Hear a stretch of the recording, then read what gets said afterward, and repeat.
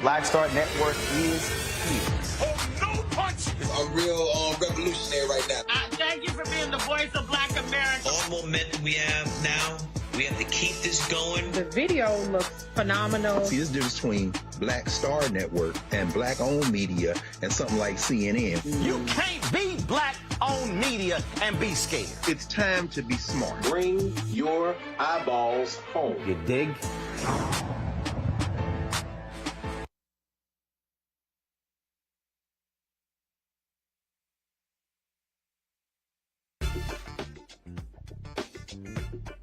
All right, folks, today is Thursday, September 19, 2020.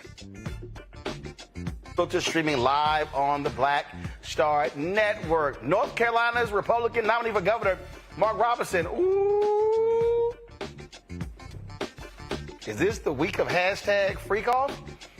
Mark Robinson denies that he made dozens of disturbing comments and called himself a black Nazi on a porn website. Politico is reporting that his emails associated with that escort website, Ashley Madison.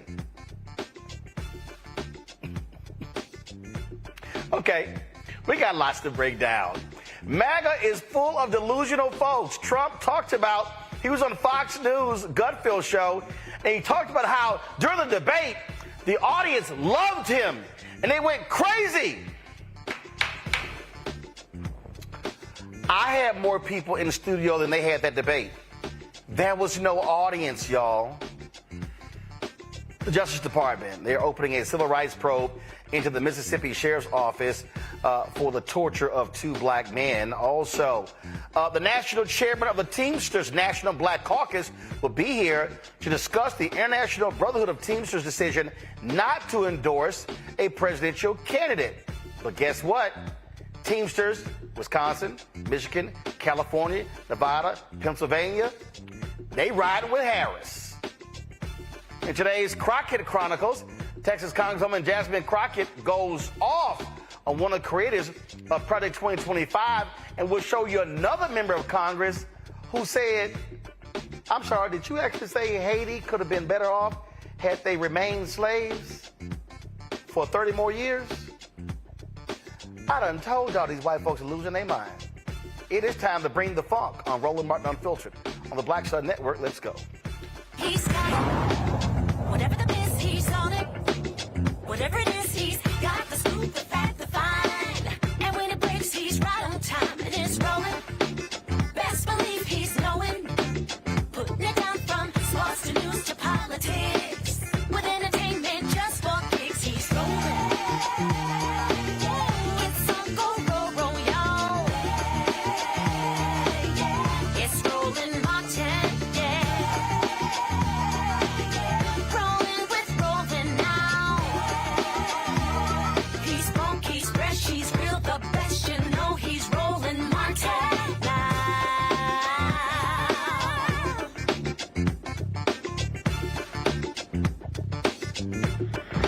Martin.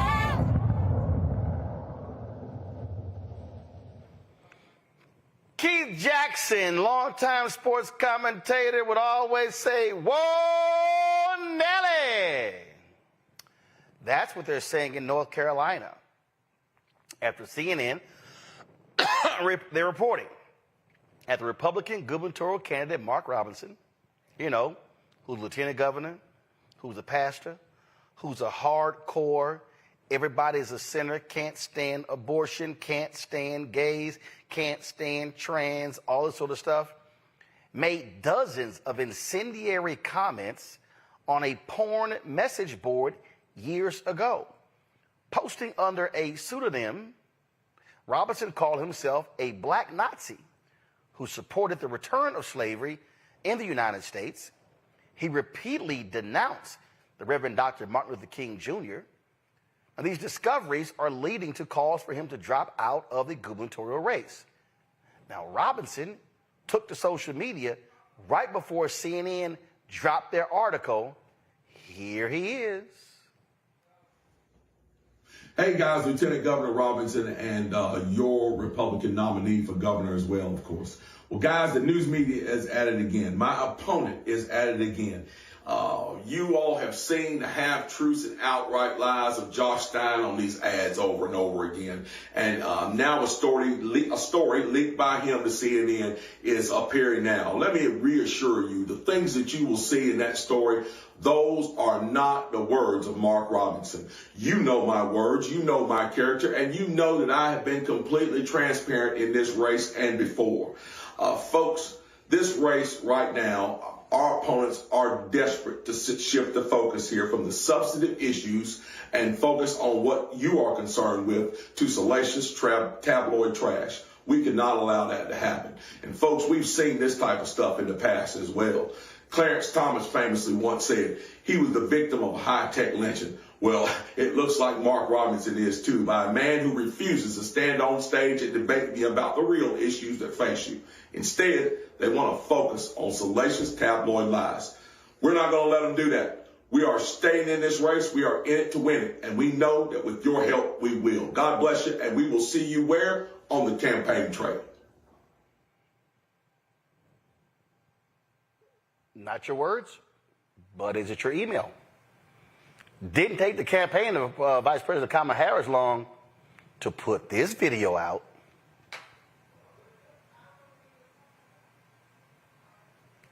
All right, so, all right, folks, I thought we had that. Hold on, let me find it, because it was delicious. I thought y'all should have a 53-second video right there, y'all. All right, here we go. Let's see, go to my iPad. Give me 1 second. Let me pull this up for y'all, because it didn't take them long to drop this, and I absolutely love it. Here we go. Sooner if possible. That's right. I just want to thank everybody, whatever you can do to help Mark and Yolanda win this election. You know, he's got a tough opponent, not a good opponent, but a tough opponent, a political person, and it's not going to be that easy. He's a star, but a lot of times people say, well, this is going to be easy for him, and then they forget to vote. They don't go out to vote.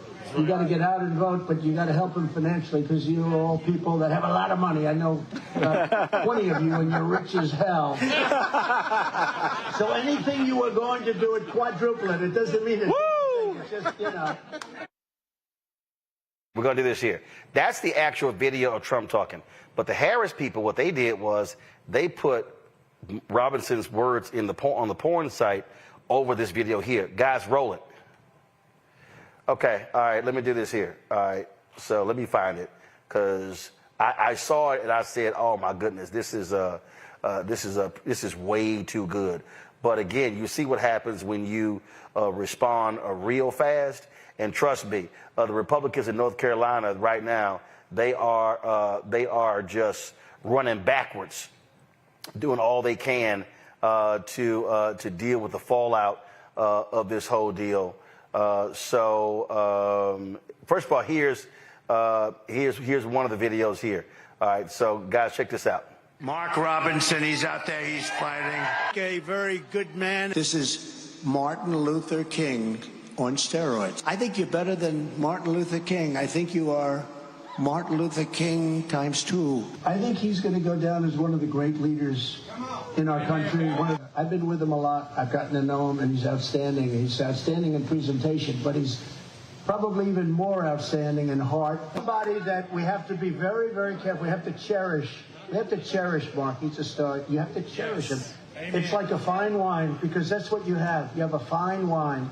He's an outstanding person. I've gotten to know him so well and fairly quick. He's a fine person, huh?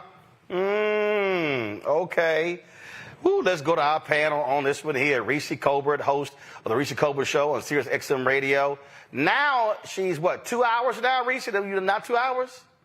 Yes, honey, Okay. I've been upgraded 2 hours on Saturday. Okay, all right then, cool. Dr. Greg Carr, Department Afro-American Studies at Howard University out of D.C., Lauren Victoria Burke, Black Press USA, Arlington, Virginia.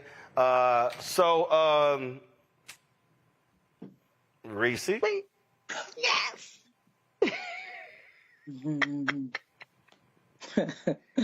Things getting spicy in North Carolina.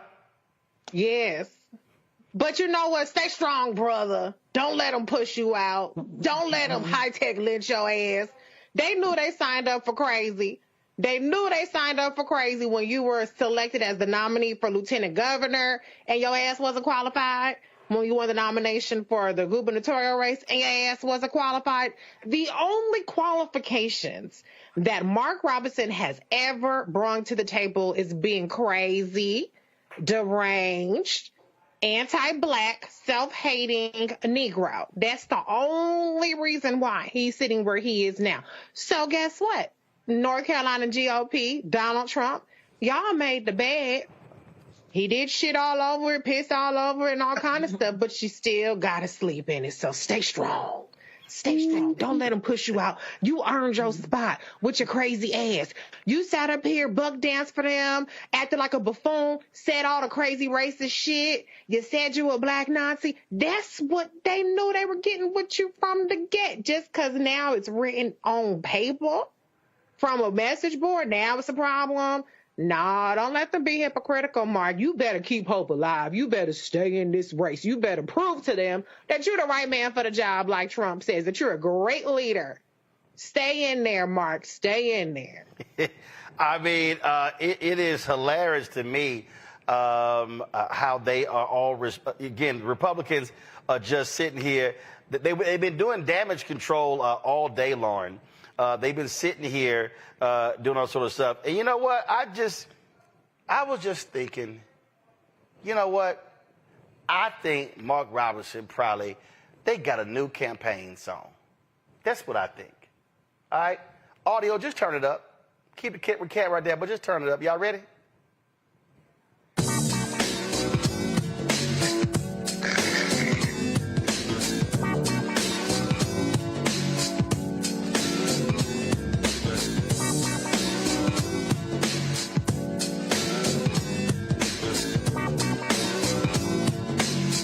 Come on, Mark. Get your big ass up. Move. I got a little freakiness inside. Let you know that the man has got to deal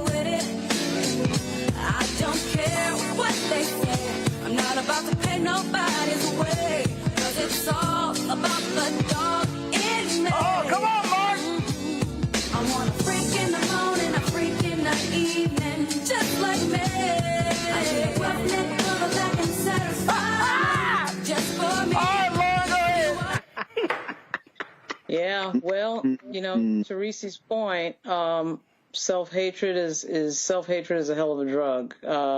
They found effectively a male Candace Owens to run for governor of North Carolina.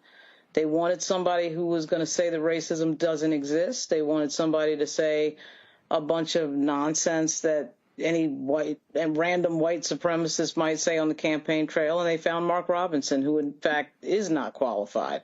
And the Republican Party, for some reason, loves to run people who love to run their mouth, don't really say anything, and are self-hating when it comes to these black candidates. There is the fact that, people like Kari Lake, in Virginia, we had a guy named E.W. Jackson who got crushed by Ralph Northam back in 2013. Oh, I remember that fool. Right. He's very, very memorable. Vintage sort of black Republican candidate that the Republican Party loves to pick and loves to put out there. And in this case, it is now blown up in their faces, assuming that what we're seeing is true. Of course, he's denying it. There had been other things that came out that he had sort of not said anything. And I'm not sure why you would be quiet with some of the things that are coming out. But we do have like a round in our politics of. You mean like him visiting the porn store, like what, multiple times a week? And was that what you're talking about?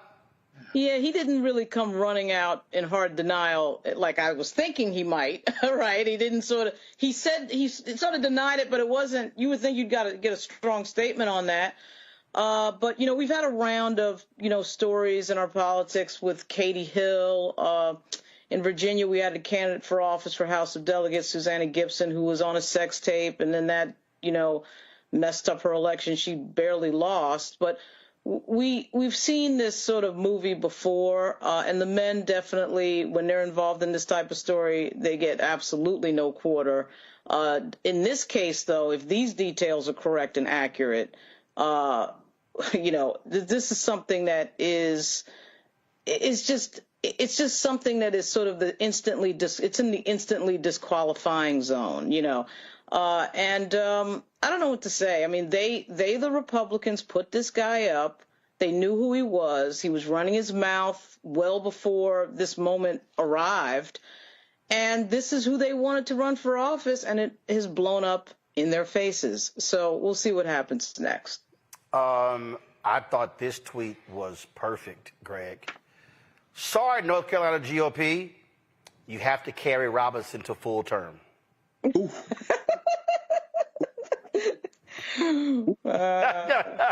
That was again, it's first of all, and then the same Travis Akers, he put out. Give me 1 second.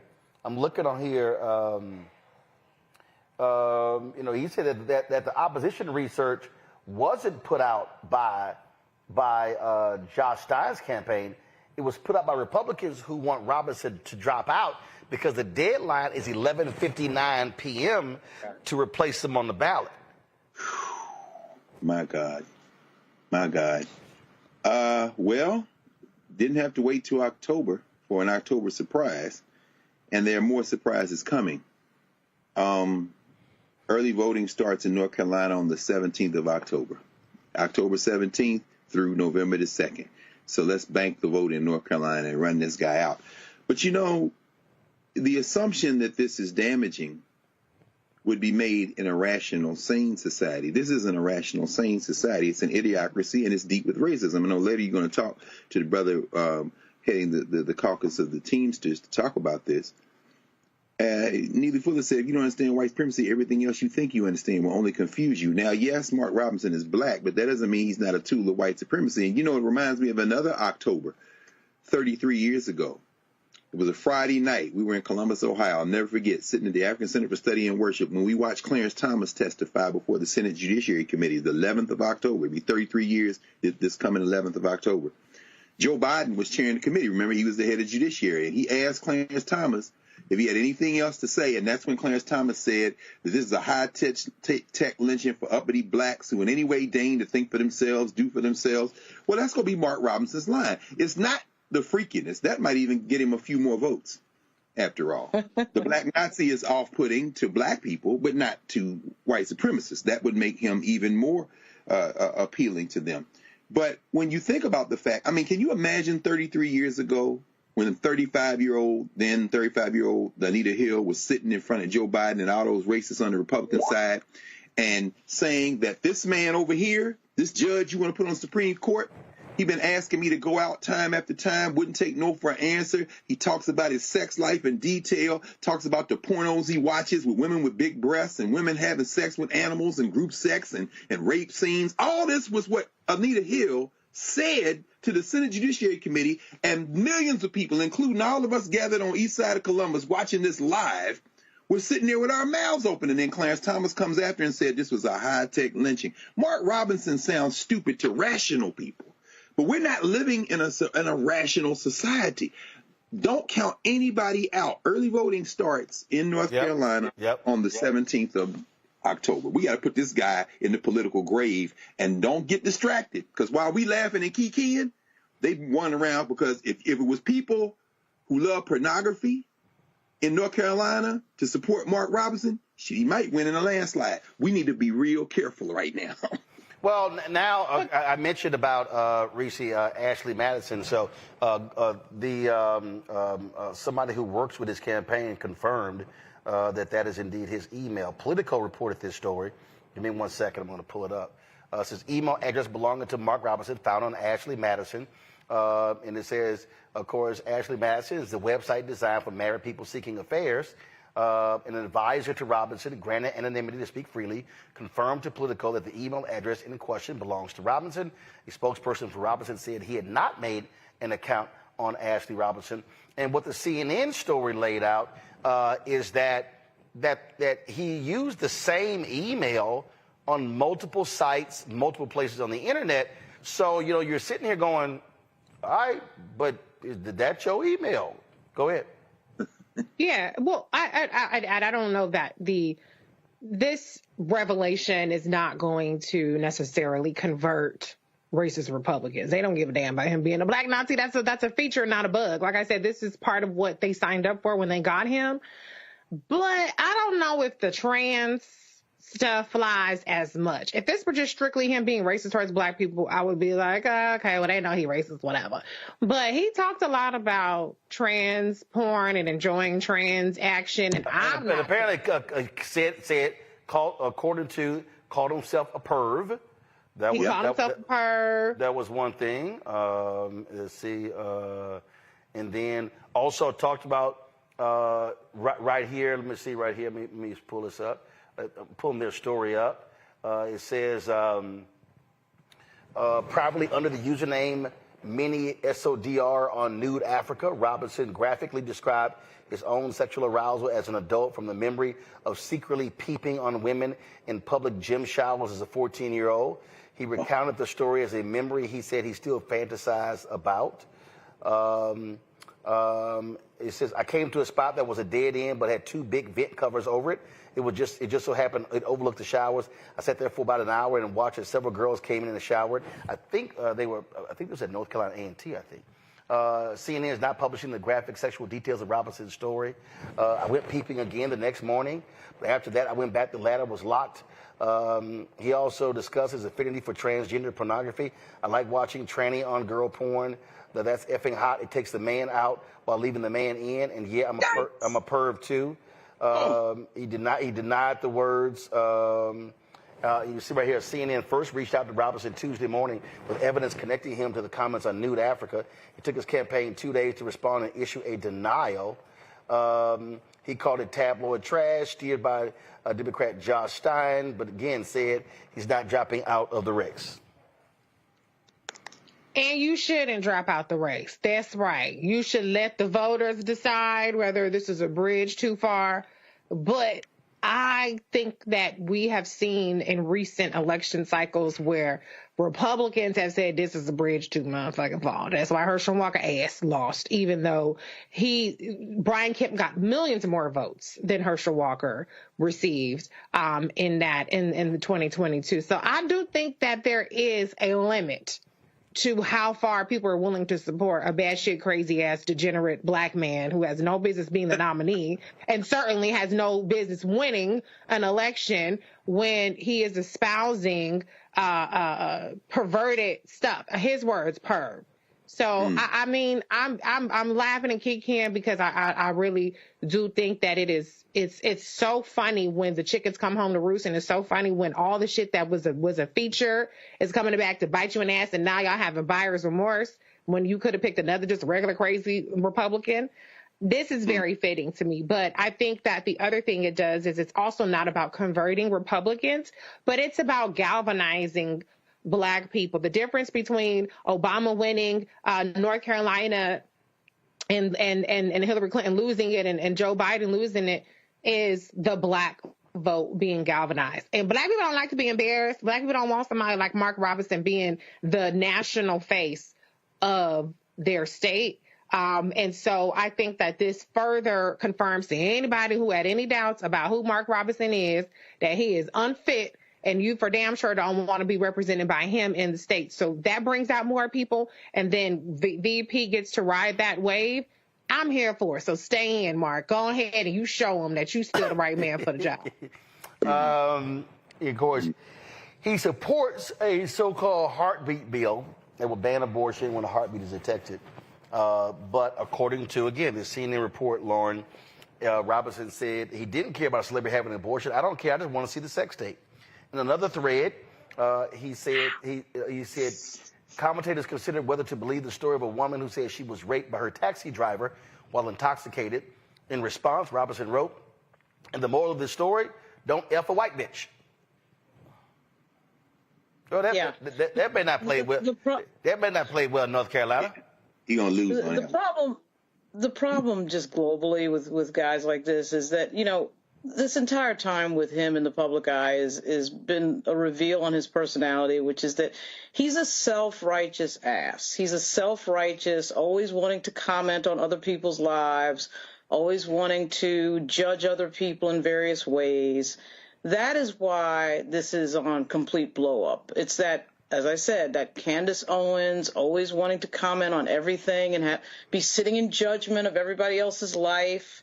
And whether that be connected to policy or not, right, it is amazing, the hypocrisy, right? You can run your mouth reckless about what everybody else is doing. And, you know, we got J.D. Vance is the other one who can't shut up about people's personal lives and wants to comment on everything. And then this is the party, the Republican Party, that gives us this type of candidate whose own personal life is apparently not in order. Again, if all of these things are accurate. So he has no business sitting in judgment of anybody else. And yet here he is, not only just sitting in judgment, but running for office, asking other people to put him in a high position of authority and make decisions that are going to impact other people's lives. And so I have no idea, like, why the Republican Party insists on bringing forth these types of individuals, but they keep doing it. And, of course, with Black Republicans, you have the added bonus of the self-hatred factor, the always wanting to deny the issues and concerns of Black people, always wanting to wave away slavery, always wanting to deny the history of this country over 400 years. All of that comes with the package. But incredible to watch, and this is going to be interesting to see how the Republicans are going to ignore their way out of this one, because he threatens to bring down the ticket and assist the vice president in winning North Carolina, which is a tough state for her to win. But with him in the mix and him in the conversation, it gets easier. And I think all of these Republicans in North Carolina realize that. Well, and keep in mind, Cal Cunningham, 2 years ago, running for the United States Senate, some signal messages were revealed, and he was leading, and he actually lost in the United States Senate race, and he could have actually won that race. And so that actually happened there. Greg, this is also what CNN said. It says, in the pornographic forums, Robinson revealed his unvarnished thoughts on issues such as race, gender, and abortion. Writing in a forum discussing Black Republicans in October 2010, Robinson stated, unprovoked, "I'm a Black Nazi." That same month, Robinson wrote in another post that he supported the return of slavery. Quote, "Slavery is not bad. Some people need to be slaves. I wish they would bring it back. I would certainly buy a few. In March 2012, Robinson wrote that he preferred the former leader of Nazi Germany, Adolf Hitler, over the leadership in Washington during the administration of Barack Obama. Quote, "I'd take Hitler over any of the shit that's in Washington right now." Robinson's comments on Nude Africa often and frequently contain derogatory and racial slurs directed at black, Jewish, and Muslim people. He disparaged Martin Luther King Jr., called him a commie bastard, worse than a maggot, a whole effing phony, a huckster that a user in the thread accused him of being in the KKK. Robinson responded by directing a slur at King. And it goes on and on and on, all of the kind of stuff that he had to say about other people. Well, I think that he doesn't need any humanization to those who feel that way and share those opinions. And like you said, Reese, he's not going to grow his base. He's got to turn them out, which is why turnout is so important for us. Yep. But like you said, Lauren, you know, hypocrisy is there, but hypocrisy is the Republican brand. I mean, these people vote for Matt Gaetz every 2 years. Lauren Boebert. That Marjorie Taylor Greene. They voted for Louis Gohmert. You got crazy ass Ronnie Jackson. You got that fool down in Louisiana. What's his name? Higgins. I mean, and in Arizona, Gosser. Who's absolutely white supremacists. You know, and so this is their brand. Now, Tommy Tuberville. Exactly. We can keep going. Exactly. But as you commented a minute ago when you read the quote, "Don't F a white bitch," that will cause him more problems than all the rest of those things he said. Now, I mean, because he is black, and the fact that he would say, "I would buy a few," means he doesn't count himself in those who will be subjected to chattel slavery, which means he's the worst kind. Doesn't see himself as black, although he was on Nude Africa. But story for another day. The point is this. When you're looking at someone like this, you're looking at what has happened when we do two things in this country. Number one, elevate politicians as paragons of virtue. And number two, doesn't it feel like we've passed a threshold over the last couple of decades, when it comes to the shredding of the illusion that somehow politicians should be paragons of virtue. I don't want to even go back to John Edwards. I don't want to talk about Gary Hart. There was a time, but there is finally, and no shame as far as the Republicans are concerned, but there does seem to be a clear separation between the Democrats on this issue, for which anything, hangnail, two eyelashes out of place, you got to drop out of the race, and Republicans who not only look the other way, but now look into the face of this behavior and embrace it. J.D. Vance is counting on the incel vote. You understand? This whole demonization of black people is their brand. And a black man in North Carolina talking crazy as hell. The only way you spin this is what Donald Trump has been doing since he got his ass whipped last Tuesday night, which is let me lean into it and make this stuff so absurd that we're not trying to run from it, which is why I think Marjorie Taylor Greene today acting like she's going to condemn this is hilarious, because all you got to do is look at her once and understand you better thank God that ain't nobody going through your emails. I've long said that if I was a self-hating black man with the Republicans, with my skill set, I'd be halfway to a billionaire. No question. They love supporting and lifting up self-hating Negroes. They love that until they cross the line and they decide Candace Owens. Then they're kind of like, yeah, we done with your ass. So that's what they do. All right, y'all, hold tight 1 second. We come back. We got lots to talk about. Ooh, my man, Jasmine Crockett and another DM gave these conservatives hell on Capitol Hill today. We got all of it for you. Okay, we're going to show you that. We're going to talk about the Teamsters, the president. He speaks to the Republican convention. Don't speak to the Democratic convention. Then they announce, hey, we ain't endorsing nobody. Guess what? Other Teamsters said, we down with Harris. We'll have the leader of the Teamsters Black Caucus coming up next on the show. And it's a lot I got to break down, y'all. So y'all gonna love today's show. We'll be right back on Roland Martin Unfiltered on the Black Star Network.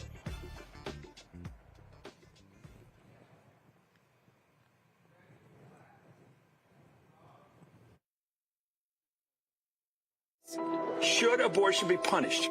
There has to be some form of punishment. Then he showed us. For 54 years, they were trying to get Roe v. Wade terminated, and I did it, and I'm proud to have done it. Now Donald Trump wants to go further with plans to restrict birth control, ban abortion nationwide, even monitor women's pregnancies. We know who Donald Trump is. He'll take control. We'll pay the price. I'm Kamala Harris, and I approve this message. In 2016, Donald Trump said he would choose only the best people to work in his White House. Now those people have a warning for America. Trump is not fit to be president again. Here's his vice president. Anyone who puts himself over the Constitution should never be president of the United States. It should come as no surprise that I will not be endorsing Donald Trump this year. His defense secretary. Do you think Trump can be trusted with the nation's secrets ever again? No. I mean, it's just irresponsible action that places our service members at risk, places our nation's security at risk. His national security advisor. Donald Trump will cause a lot of damage. The only thing he cares about is Donald Trump. And the nation's highest-ranking military officer. We don't take an oath to a king or a queen or to a tyrant or a dictator. And we don't take an oath to a wannabe dictator. Take it from the people who knew him best. Donald Trump is a danger to our troops and our democracy. We can't let him lead our country again. I'm Kamala Harris, and I approve this message. IVF is a miracle for us because it allowed us to have our family. After having my daughter, I wanted more children, but my embryo transfer was canceled 8 days before the procedure. Donald Trump overturning Roe v. Wade stopped us from growing the family that we wanted. I don't want politicians telling me how or when I can have a baby. We need a president that will protect our rights, and that's Kamala Harris. I'm Kamala Harris, and I approve this message. Here's a 78-year-old billionaire who has not stopped whining about his problems. Oh, she had a big crowd. Oh, the crowd. This weird obsession with crowd sizes. It just goes on and on and on.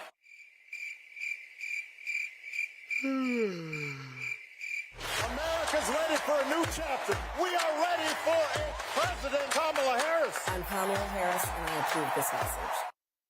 The overturning of Roe almost killed me. I had a blood clot in my uterus that caused my labor to have to be induced because of the overturn of Roe v. Wade. I wasn't able to get life-saving treatment sooner. I almost died. And that's because of the decision that Donald Trump made. I was able to get Roe v. Wade terminated, and I'm proud to have done it. The doctors and nurses were afraid that if they treated me in the incorrect way, that they would be prosecuted for that. And that's appalling. Donald Trump says that women should be punished. Do you believe in punishment for abortion? There has to be some form of punishment. For the woman? Yeah. I believe that women should have reproductive freedom to make the choices about their own bodies. 4 more years of Donald Trump means that women's rights will continue to be taken away one by one by one by one. This has to stop because women are dying. I'm Kamala Harris, and I approve this message. What's up, everybody? It's your girl, Latasha from the A. And you're watching Roland Martin Unfiltered.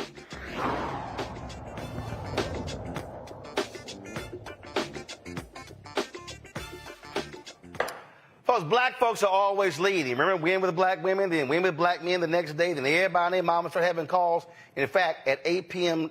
Tonight, Oprah is leading a massive virtual voter call. 140 different groups are involved, including Win with Black Men. We're going to be carrying that on the Black Star Network. But the same thing. Now, remember, the Teamsters was playing around, so the Black Caucus was like, yo, we ain't waiting on y'all asses. They came out and endorsed Vice President Kamala Harris. Yesterday, the leader of the Teamsters announced that no one candidate got the requisite support. Now, what's interesting about this is that when Joe Biden was a nominee, a majority of the Teamsters that were polled supported the Democratic nominee. Yet when Vice President Kamala Harris became the nominee, it was like 44% supported Biden.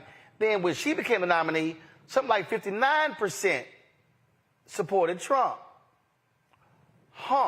So what happened overnight? Teamsters started saying, yo, we good. California announced that they were supporting them. In fact, when you look at what happened, the press releases started dropping left and right. You see that one right there. Then you saw, again, Wisconsin, Pennsylvania. You begin to see on and on and on. Nevada, all of these different groups coming out in support. In fact, today, when the vice president, when she landed in Michigan, who was she greeted by? Go to my iPad. Greeted by Teamsters there in Michigan. And so they are making it perfectly clear exactly where they stand in support of Vice President Kamala Harris. Don't forget, she was the one who cast the top-breaking vote where $86 billion was spent to save pensions. That included more than 600,000 Teamsters workers. So what in the world's going on here where you have these largely white men, these Teamsters, who are voting against their own economic interests, loving and supporting Donald Trump and not backing Vice President Kamala Harris and Minnesota Governor Tim Walz? Well, the Teamsters National Black Caucus Executive Board, remember, they endorsed Vice President Harris. James Kerbeam, the national chairman of the Teamsters National Black Caucus, joins us right now. James, glad to have you here. First of all, of the poll that was taken, how many Teamsters does that represent? So first of all, for people who don't know, how many Teamsters are there internationally? You're on mute. Can you hear me? Yep, well, we got you. Go ahead. All right. I'm sorry. 1.3 million members.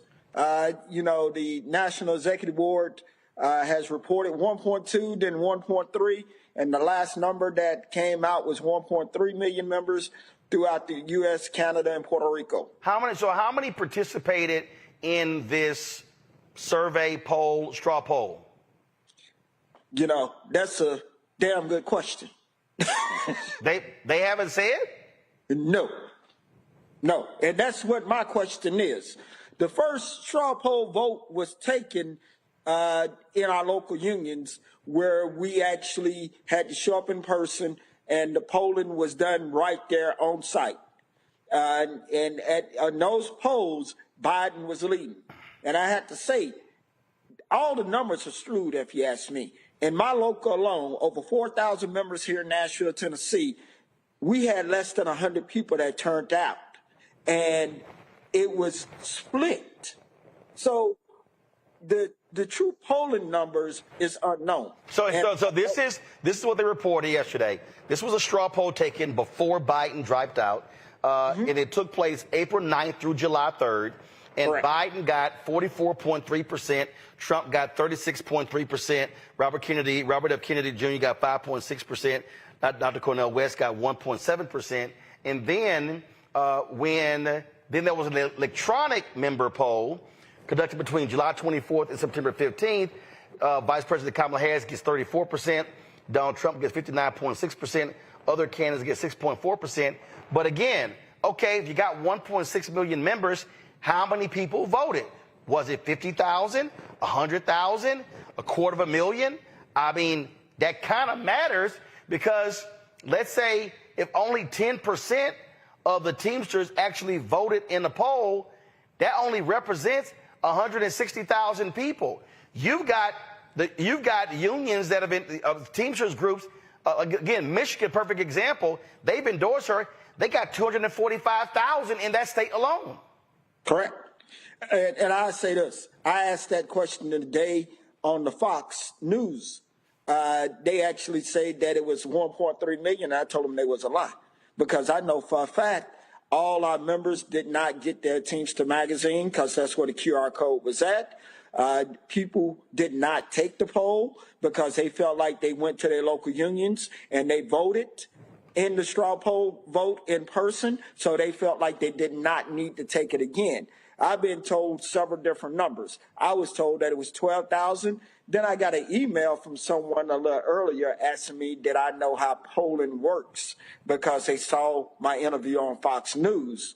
And I actually explained to him, I do know how polling works. It's a sampling. And it's a question of what is the amount of the sampling. And I asked him, did he know how many people voted in the Teamster polls and what was the criteria and what was the methods and what was the questions? He responded to me, he was told 21,000, but I'll be honest with you, I don't know who this Dean Matt is that I got this email from. And normally when a poll is released, they say 700 people were sampled, 1,000, 2,500, whatever they actually give the number. The Teamsters haven't done that. No. Walk us through this because, look, your international president, he spoke at the Republican National Convention. He praised some Republicans on a particular bill. But what's crazy about all of this is you got a lot of these folk who are literally supporting somebody who is absolutely anti-union. This man faked a group of union folks when the UAW had a strike. He brought in actors. And so, I mean, you got to be asking yourself as a Teamster, I guess to a lot of these white conservative Teamsters, what the hell are y'all doing supporting a guy who does not support you? Hey, Roland, I'll tell you this. That's why we didn't sit on our hands, brother. That's why we came out first out the gate. And I have to say, it's not just only the Teamsters National Black Caucus that actually sees a problem, but it's a lot of our white brethren also. Teamsters Local 186, Teamsters Local 623, Teamsters Local 848, Joint Council 28, they all have came out. I got a call from a gentleman last night, a brother out of Ohio that's a Teamster. And he said, you know, it may be a little strange that you're getting this phone call. I just want to let you know that I'm a white Teamster. And he bust out laughing. I laughed too. But he said, I respect you and what your organization is doing. And I want to make sure that you know that all Teamsters are not in agreement with what's going on, and we're embarrassed. I'm embarrassed. He said he had actually communicated with his local and also the international that he's embarrassed. And I told him to join the club because I know Donald Trump don't mean us no good. When Donald Trump laughed with Elon Musk about him firing striking workers, that told us something. Right. Absolutely. We already knew who he was. We already knew what he was about. But he just echoed it. And when he actually came back a couple of days later and said that Sean O'Brien is a great guy, he understands. I don't think he does.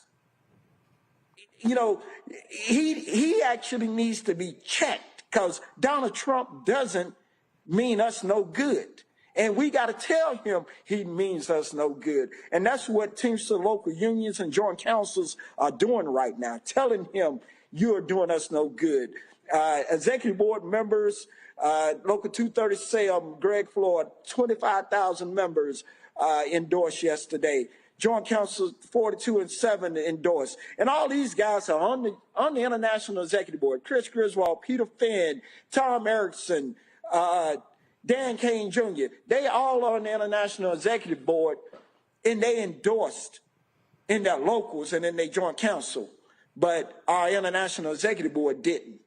Well, you know, I hope it doesn't hurt us in the future. Well, check this out. A list of local Teamsters organizations endorsing Vice President Harris. Teamster retirees, the National Black Caucus, Joint Council 43 out of Michigan, Council 39 of Wisconsin, Southern Nevada, Northern Nevada, Western Pennsylvania, and Northern West Virginia, Washington State, Alaska, Northern Idaho, Minnesota, Iowa, North Dakota, South Dakota, Wisconsin, Illinois, Missouri, Philadelphia, Boston, Ventura, California, Carson, California, Miami, Florida, Long Beach, California, Cedar Rapids, Iowa, New York City, Southern California, Kentucky and Indiana, New York.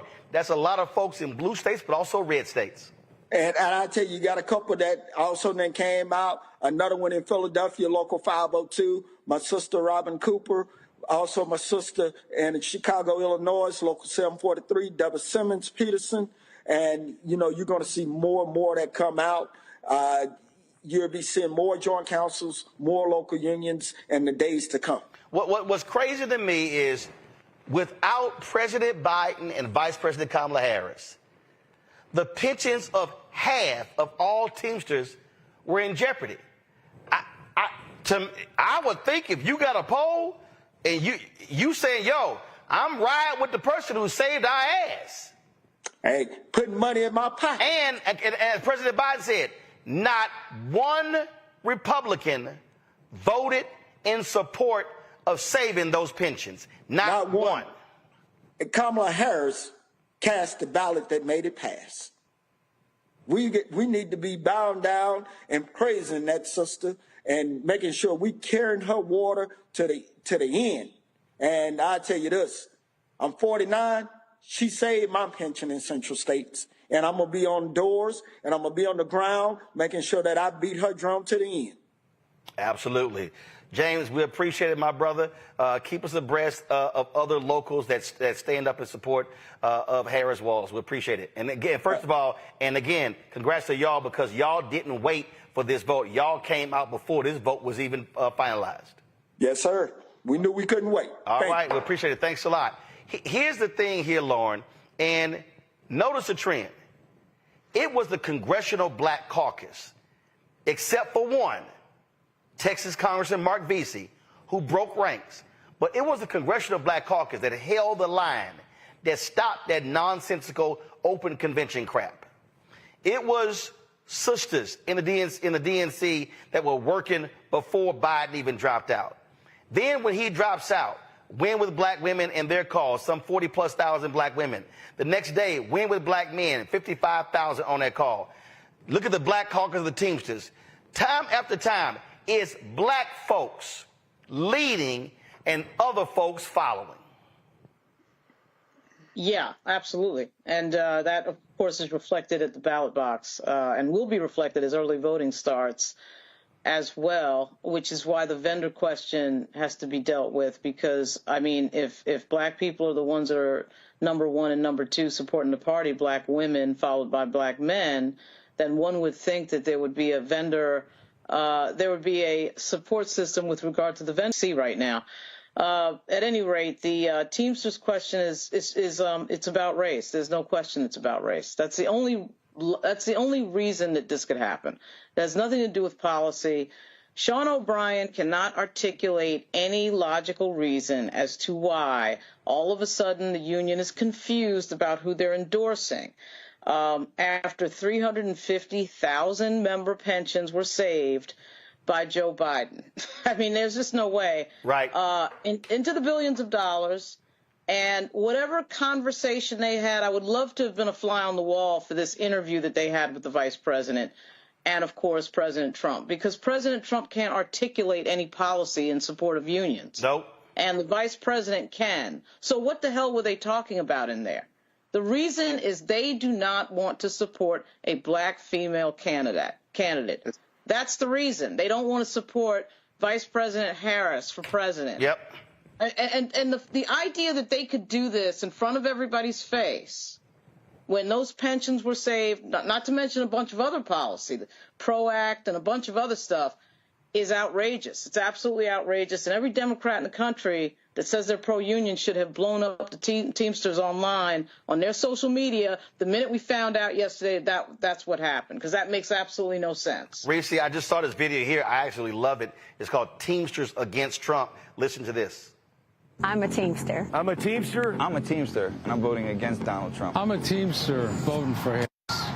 Teamsters have a proud tradition of challenging authority, of standing up to the bosses. The most votes ever for a contract for Teamsters at UPS. Fighting for what's rightfully ours. We know the difference between someone who will fight for us and someone who just pretends to on TV. This fall, we're going to the polls, and we're proudly voting for Harris. Because she cast the deciding vote to save our pensions. Without pension, we don't have any retirement. That's our life savings, and he could care less about it. As a Teamster, I am voting against Donald Trump. Because he tried to gut the NLRB. when he had his interview with Elon Musk. And what did they both say? Go on strike and you say, that's okay, you're all gone. They'd rather fire us all than pay us what we're worth. I'm a Teamster, and I'm voting against Donald Trump. Because he's a scab. He crosses picket lines, and he's a scab. Because he's a scab. This November, we're coming together in every corner of the country, in every industry. And we're sending a message to Donald Trump.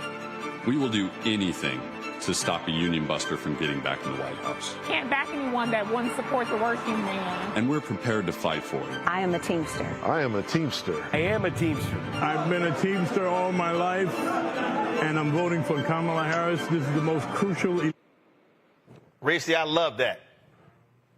Yeah, because, I mean, at the end of the day, if you hate immigrants or you hate trans people or whatever, that's all that Donald Trump has to offer. But if you care about putting food on your table, if you care about retiring with dignity with the pension that you've earned through your work as a union worker, then you only got one choice in this election. And so I think if institutions and if organizations at the top, if they don't want to be the ones to lead the way, then the people are going to lead the way. So this really says more about the fear of the Teamsters executive leadership than it does about the support that Vice President Kamala Harris has with union workers.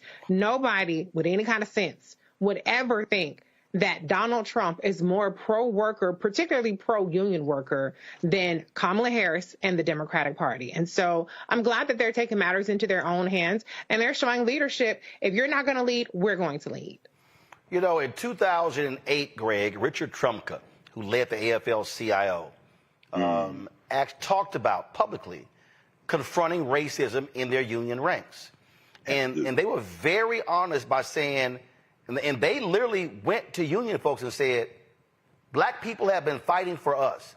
They have been voting for us, voting with us, standing with us, and we gonna stand with black people. I remember they had this effort where they were calling union homes and they were making their phone banking. And if folks were hedging on the phone, supporting Obama, they sent somebody to their house. Yeah. And I remember talking to one canvasser who said they went to the door, the wife answered the phone, answered the door, and the wife goes, hey, honey, somebody's here. Who we voting for? We voting for the nigga. And straight up. And the canvasser was like, yeah, man. Okay. And so Trumka and other union leaders, they leaned in. They said, we have to deal with the reality of racism among our ranks, and they confronted it head on. Absolutely. Absolutely. You know, we're still not to a century ago, the Knights of Labor, or before that, actually, the industrial workers of the world, because racism is baked into the American project. But everybody isn't lucky enough to have a Lee Sanders, you know, at AFSCME, of sort of preceded by the great Bill Lucy, as we know, or the Coalition of Black Trade Unionists and others. But as A. Philip Randolph, as you said before, I mean, when you look at the Brotherhood of Student Car Porters and Chambermaids, when they made him the first black vice president of the AFL, what became AFL-CIO, it was to try to address this. There needs to be more black leadership to do this. Of course, you know, Sean O'Brien is a white nationalist, and that's to be expected. Some of the most racist institutions in the United States of America are the unions, the carpenters, the electricians. I mean, you know, we know that. Now, what you raised with Trumka, though, is critical because of that effort, particularly after World War II. You get a Richard Trumka in part because nearly 50 years before, about 46, 47 years before, Martin Luther King spoke before the AFL-CIO, and he made that point. He said, you know, this isn't just about black people, although it is absolutely about black people. It's about the working class. The resurgence of unions during the Biden administration and in the last few years is direct, as you said, Reese, and of course, as you said, Lauren, a result of those policies that we've seen. Now, when black people are concerned, of course, people in a union household are more likely among black communities to have pensions, to have retirement benefits, of course, to have health care, to be able to, you know, have a higher median income. And all of those things are true. And finally, it comes down to this. this funky settler project has always been at risk. From the beginning, it's beginning in the originary violence of dispossessing the Native Americans. Every so often, we get called to a reckoning. It is very encouraging to see union members, not just, as you say, James Kirbeam, and of course we know that the TNBC, as you said to him, endorsed Vice President Harris in early August. It's encouraging to see not just that, but for him to get the phone call that he got, I just want you to know I'm white. For us to see that advertisement, because in this country, the thing that they benefit from, the union, in terms of what the Teamsters did, at least the Teamster leadership, the union they're preserving is the union of whiteness. That is a union that is more important to them than their retirement, more important to them than their wages, more important to them than anything, as David Roddiger wrote. It is the wages of whiteness that are most important wages for them. But the only hope this country has, really the world, but certainly this country has, is that those people, as James Baldwin has said, who are willing to give up their whiteness to stand with a common humanity, it's the only hope this country has. And what we're seeing with this is a beautiful thing, because it might finally break the back of those people who have relied on the silence of good people, as Dr. King would say, for them to continue to force this foolishness. So break the back of the Teamsters leadership from inside the house. It's a great development. Oh, absolutely, absolutely. So, folks, in a little more than 30 minutes, we are going to be carrying live this virtual voter rally that Oprah Winfrey is leading. She's in Michigan. She is going to be interviewing Vice President Kamala Harris. Remember, 140 different groups, Women with Black Women, and 140 different groups have been involved in this effort. That was a promotional video. If you look at my social media, I posted this. We all talked about answering the call. And so they are organizing that. I'm about to play in a second a video that Oprah placed on her Instagram channel talking about how this thing is going to go down, what it looks like. So we're going to carry that at 8 p.m. Eastern. And so, folks, let's do this here. Watch this here. Hours away from 8 p.m. Eastern time, where we're in Michigan and we have 1,000 screens everywhere you see those little heads there, and 400 people in the audience for what we are hoping is going to be one great big giant voter rally. So getting people registered, getting people inspired, getting people fired up to vote on November 5th with Kamala Harris here as our special guest. If you know somebody, tell somebody, come to the voting rally in Michigan on virtual right now. Some live seats, some people live all over the country. Thank you so much. See you at 8 p.m. Eastern time. Just hours it away is absolutely from going to be fantastic. So again, we're going to be carrying that. All right, when we come back, y'all, do y'all know how stupid Donald Trump is?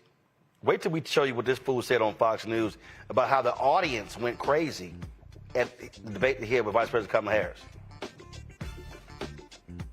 What audience?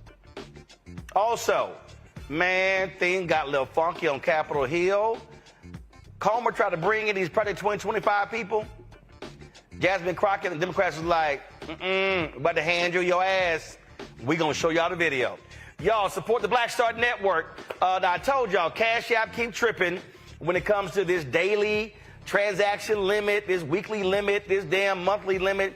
So there are three ways. Pull them all up. Here are the three Cash Apps, okay? Our main Cash App is $RM Unfiltered, okay? That's our main one, all right? But we have a backup, Uncle Roro Martin, BOK Start Network. Those are the three. If you want to contribute, please do so during the show. Everybody who gets during the show, you're going to get a shout out, all right? And we also, of course, have PayPal. PayPal.me/RMartinUnfiltered. Venmo is RM Unfiltered. Zelle, Roland@RolandSMartin.com. Roland@RolandMartinUnfiltered.com. And don't forget, you can send your check and money order. P.O. Box 57196, Washington, D.C., 20037-0196. Folks, we'll be right back. He told us who he was. Should abortion be punished? There has to be some form of punishment. Then he showed us. For 54 years, they were trying to get Roe v. Wade terminated, and I did it. And I'm proud to have done it. Now Donald Trump wants to go further with plans to restrict birth control, ban abortion nationwide, even monitor women's pregnancies. We know who Donald Trump is. He'll take control. We'll pay the price. I'm Kamala Harris, and I approve this message. In 2016, Donald Trump said he would choose only the best people to work in his White House. Now those people have a warning for America. Trump is not fit to be president again. Here's his vice president. Anyone who puts himself over the Constitution should never be president of the United States. It should come as no surprise that I will not be endorsing Donald Trump this year. His defense secretary. Do you think Trump can be trusted with the nation's secrets ever again? No. I mean, it's just irresponsible action that places our service members at risk, places our nation's security at risk. His national security advisor. Donald Trump will cause a lot of damage. The only thing he cares about is Donald Trump. And the nation's highest-ranking military officer. We don't take an oath to a king or a queen or to a tyrant or a dictator. And we don't take an oath to a wannabe dictator. Take it from the people who knew him best. Donald Trump is a danger to our troops and our democracy. We can't let him lead our country again. I'm Kamala Harris, and I approve this message. IVF is a miracle for us because it allowed us to have our family. After having my daughter, I wanted more children, but my embryo transfer was canceled 8 days before the procedure. Donald Trump overturning Roe v. Wade stopped us from growing the family that we wanted. I don't want politicians telling me how or when I can have a baby. We need a president that will protect our rights, and that's Kamala Harris. I'm Kamala Harris, and I approve this message. Here's a 78-year-old billionaire who has not stopped whining about his problems. Oh, she had a big crowd. Oh, the crowd. This weird obsession with crowd sizes. It just goes on and on and on.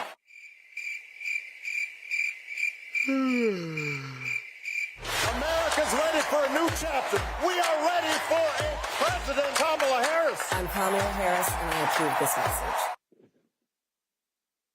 The overturning of Roe almost killed me.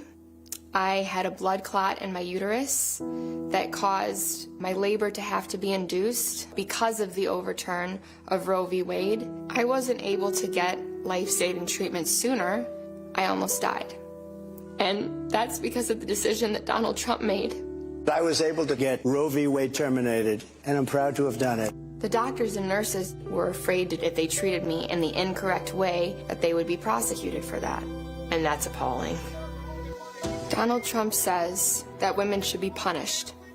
Do you believe in punishment for abortion? There has to be some form of punishment. For the woman? Yeah. I believe that women should have reproductive freedom to make the choices about their own bodies. 4 more years of Donald Trump means that women's rights will continue to be taken away one by one by one by one. This has to stop because women are dying. I'm Kamala Harris, and I approve this message. Hello, I'm Marissa Mitchell, a news anchor at Fox 5 DC. Hey, what's up? It's Tammy Roman, and you are watching Roland Martin Unfiltered.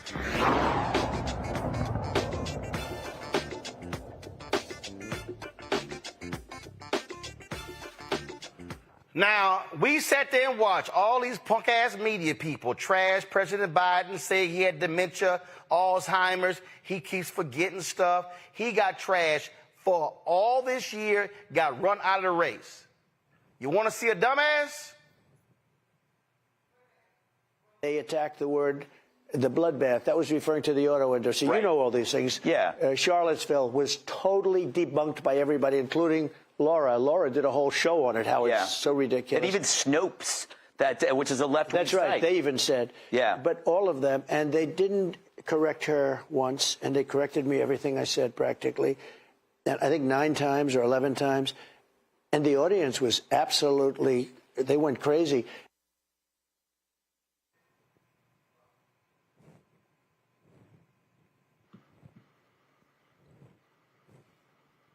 Run that back. They attacked the bloodbath. That was referring to the auto industry. Right. You know all these things. Yeah. Charlottesville was totally debunked by everybody, including Laura. Laura did a whole show on it, how it's so ridiculous. And even Snopes, which is a left-wing That's right. site. They even said. Yeah. But all of them, and they didn't correct her once, and they corrected me everything I said practically. And I think 9 times or 11 times. And the audience was absolutely, they went crazy.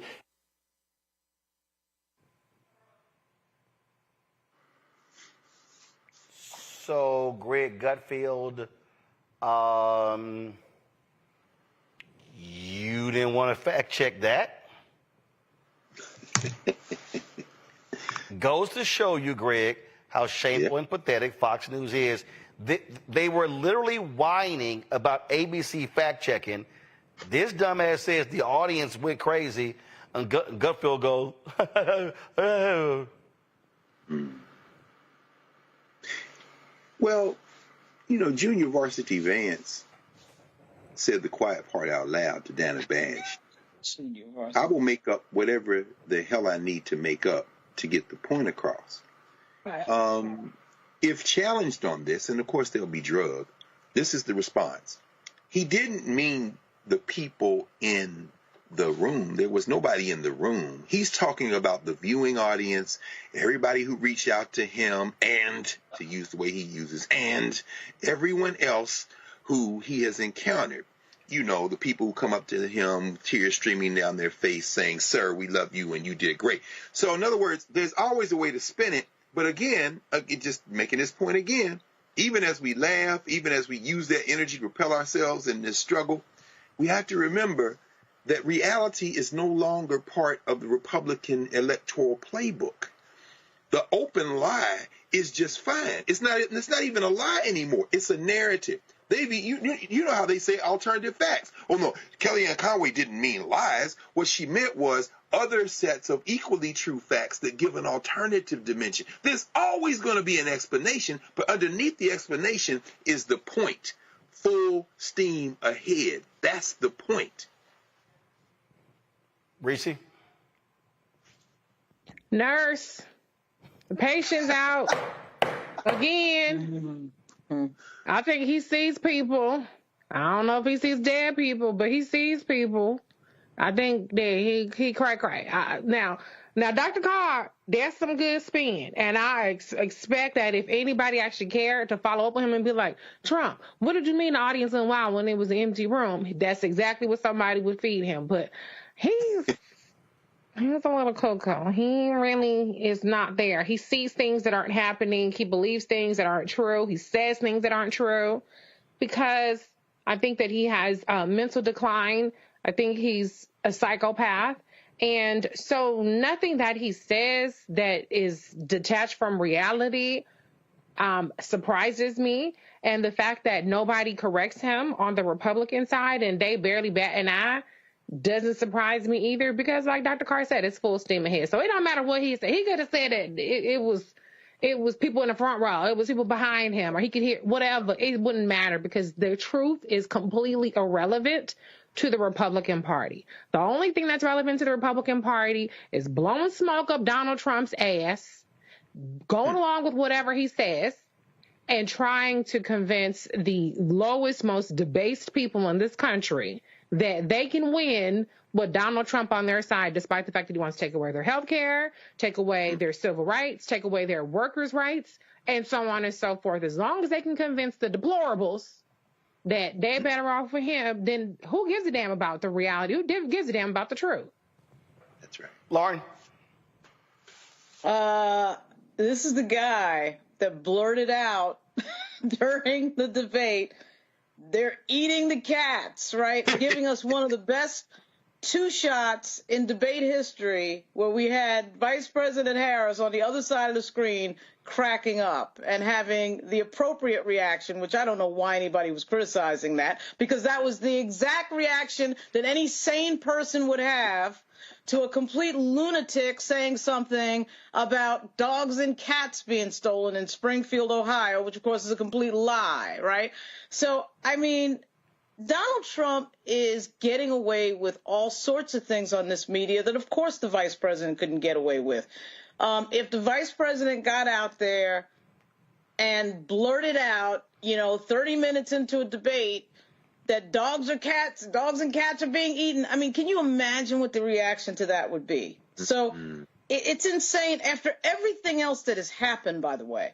So it is amazing the double standard that Trump gets. It's like he has a huge, big glass cake lid of protection, which of course is race in America, where he just gets away with anything. And, you know, when you have people like Rick Wilson and Joe Rogan and Stuart Stevens sitting around saying, and Stuart Stevens and Rick Wilson in particular saying that that was the best debate performance they'd ever seen, which these guys nerd out and watch old debates and stuff like that, things that we've forgotten from yesteryear.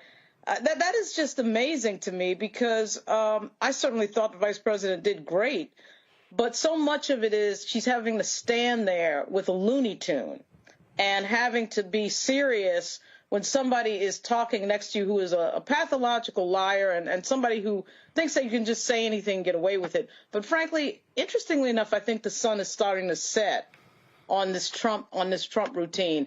You know, worked in 2016, 2017, 2018.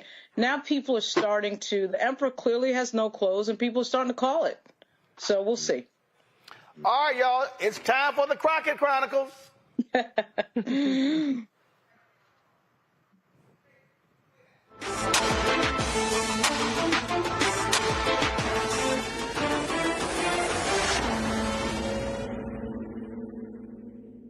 Oh, Lord, y'all, they had a hearing today on Capitol Hill, always something stupid.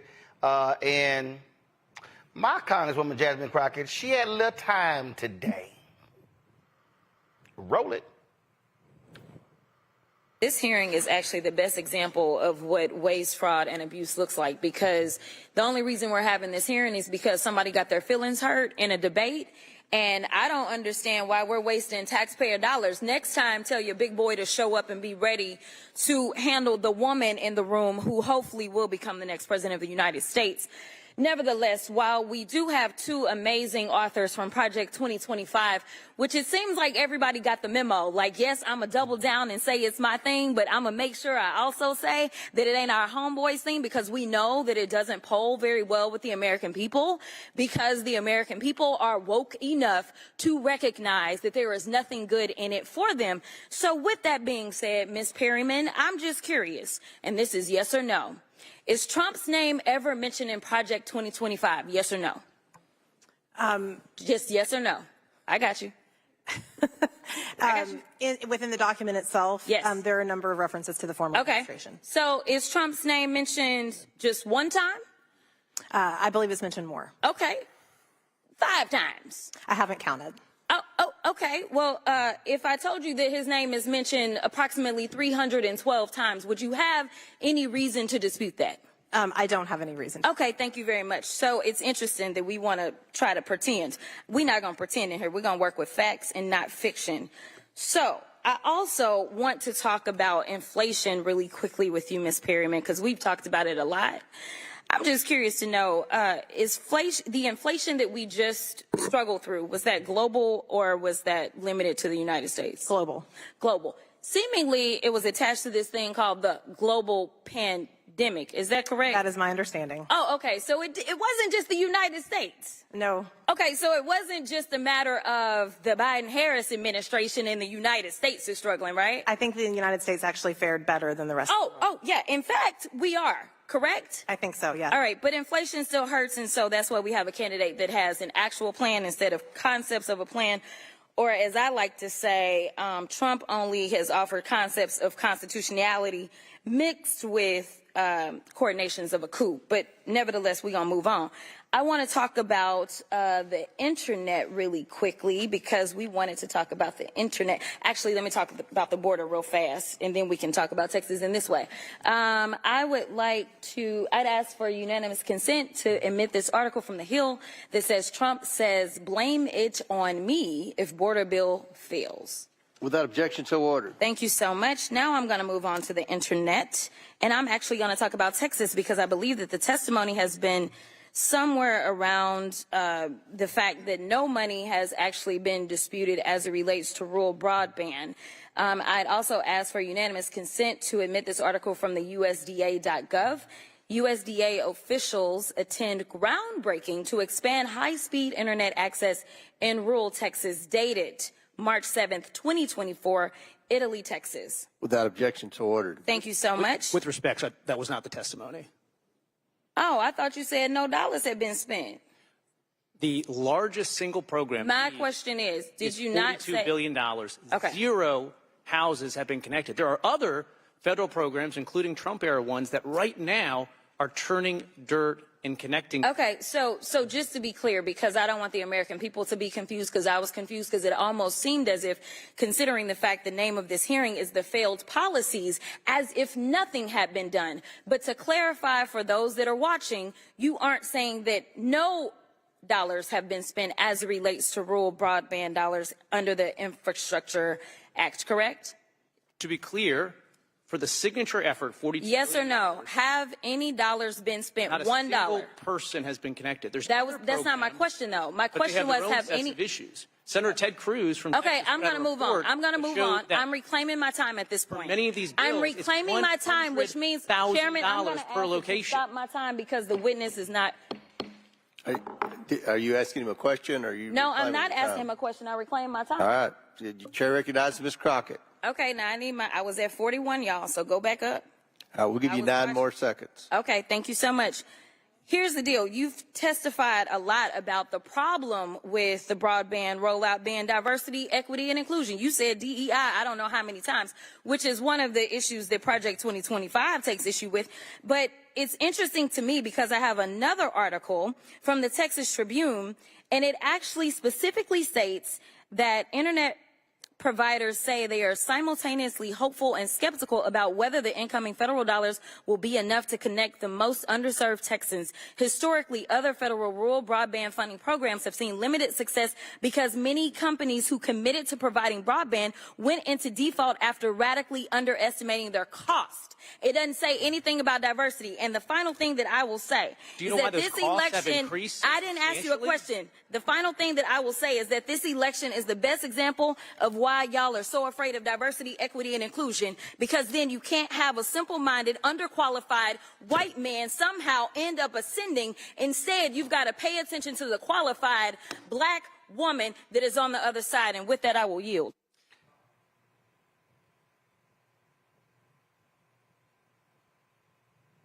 Reese? I just love Jasmine Kick-Ass Crockett. Man, she just take it to him every time, and she has the receipts, the invoices, all of that. And she's a boss, and I love her authenticity, and I love her command of the facts, because a lot of times people see the presentation and they see the sass, and she got a little slang that she talks, and they don't really recognize that she knows exactly what the hell that she's talking about. She already know the answer before she asks you the question, and she's paying attention. And so that white man thought he was going to outwit and outsmart and out talk her, and he learned today ain't gonna happen, Captain. So I love that. And the reality is that the numbers really drive the point home. I didn't even search how many times Trump appears in Project 2025, but over 300 mentions of Donald Trump's name specifically, and then they want to sit up there and act like, who? Donald Trump? Who? Donald Trump had nothing to do with that? We are not buying it. We're not buying it at all. And I really don't even like the idea that Donald Trump has concepts of a plan when he clearly has a 920-something page roadmap blueprint of a plan. And that doesn't even count the thousands of appointees that he wants to install over civil workers and the judges that he's going to get a list from the Federalist Society and all kinds of people. So I think he has much more than concepts of a plan, but he wants to try to make it seem like he's yielding. And he's lying. I mean, we all know he's lying in the role he's playing. Now, there was another member of Congress who lit this Project 2025 author up over the issue of Haiti. I want to get that in. Pull this up, y'all. First of all, before you go there, Unite for America. We're a little more than 10 minutes away. Pull it up. We're a little more than 10 minutes away. We're going to go live to it as soon as it starts. But I want to play this before we do. Go. Good morning. Mr. Kerkorian, you're an advisory board member for Project 2025, correct? Yes or no? Yes. Mr. Kerkorian, in addition to being a Project 2025 board member, you also run the Center for Immigration Studies. You've done that for decades, where you spread and disseminated writings of people like Kevin McDonald, John Friend, and Jared Taylor, correct? We used to have an email service that distributed links to those to their writings. That's right. And the New York Times and all kinds of other. Correct. And you, so yes, I know that you're aware that you spread the writings of these three along with others, but these three are egregious examples. McDonald is the editor of a white nationalist journal. Your organization, as you said, disseminated his writings. He blamed Jewish people for the deaths of millions of people in the 20th century. John Friend, who you just said you disseminated his writings, is an infamous Holocaust denier. You spread his writings. Jared Taylor stated, quote, and I quote, this horrible quote, that when black people are left on their own, civilization disappears, end quote. That's what he said. You, a Project 2025, we distributed only. You only distributed. Correct. I understand. I'm reclaiming my time, Mr. Chairman. Correct. You only disseminated writings from multiple white nationalists. Reclaiming my time. I'm going to ask you a question, sir. I'm going to ask you the next question. About immigration. Reclaiming my time, Mr. Chairman. I'd like that time back. So you, a Project 2025 board member, you're stating you did not disseminate, for example, Mr. Taylor, Mr. McDonald, or Mr. Friend's specific quotes here, but you just continuously disseminated these white nationalists' writing. One time is a problem. When you do it over and over and over again, it's a pattern. But I'll stop asking about the things that you and your organization disseminated. I'll ask you, Mr. Krikorian, and I know you're a Project 2025 board member, your recent quote from a few years ago where you said, quote, Haiti is so screwed up because it wasn't colonized long enough, end quote. Is that correct? Did you say that? I'm happy to talk about that all you want. You did say it. That's right. I wrote it, yes. You said that. Haiti was colonized as a slave plantation colony. The French colonized Haiti so that slaves would work on plantations. The end of colonization in Haiti was so that the people there would no longer be slaves. So what you're saying, and I read your quote, and anybody watching this online should go read it. What you're saying is it would have been good if they'd stayed colonized, which means that it would have been good if they had stayed enslaved by the French. Read it. What you're saying is it would have been good if they'd stayed colonized, which means that it would have been good if they had stayed enslaved by the French. In the long run, it's one of the in the long run, no, people shouldn't have been enslaved a single day. I'm reclaiming my time, Chairman. And they had every right. They had every right to throw the. What French you said is that you would have wanted them. Reclaiming my time. I'm talking now. They would have been freed 30 years later, and they would have been in the same situation. You're saying you wanted 30 more years of slavery in Haiti. Reclaiming my time. I did you not. just said it. Honestly, it adds up. You said that they would have benefited from the French influence. In the French long were run, the ones. like the people in Martinique and reclaiming my time, Mr. Chairman. I'd like my time back. Please. Enslaved. My time. This is my time, Mr. Krikorian. They are much better off. Honestly, now this all starts to add up. This all starts to add up. You continue to do this, disseminate writings of white nationalists, try to rationalize, for example, Haiti being colonized for 30 more years. You're a Project 2025 board member. In Project 2025, I couldn't figure out why on page 583 it advocates for not allowing racial disparity or gender disparity to be considered discrimination legally anymore. In Project 2025, it eliminates a 50-year-old executive order that prohibits discrimination in federal jobs. On page 586, Project 2025 advocates for Donald Trump to allow businesses to discriminate based on religious beliefs. Before today, I couldn't understand why Trump's Project 2025 could advocate for ending civil rights protections. Why would Trump's Project 2025, I know there's crazy stuff in here, but I couldn't get why it would advocate for ending protections against discrimination. But now I understand. We have. Well, hot damn, Greg. Well, and that was Greg Caesar, a Democratic congressman from Texas out of Austin. Go ahead.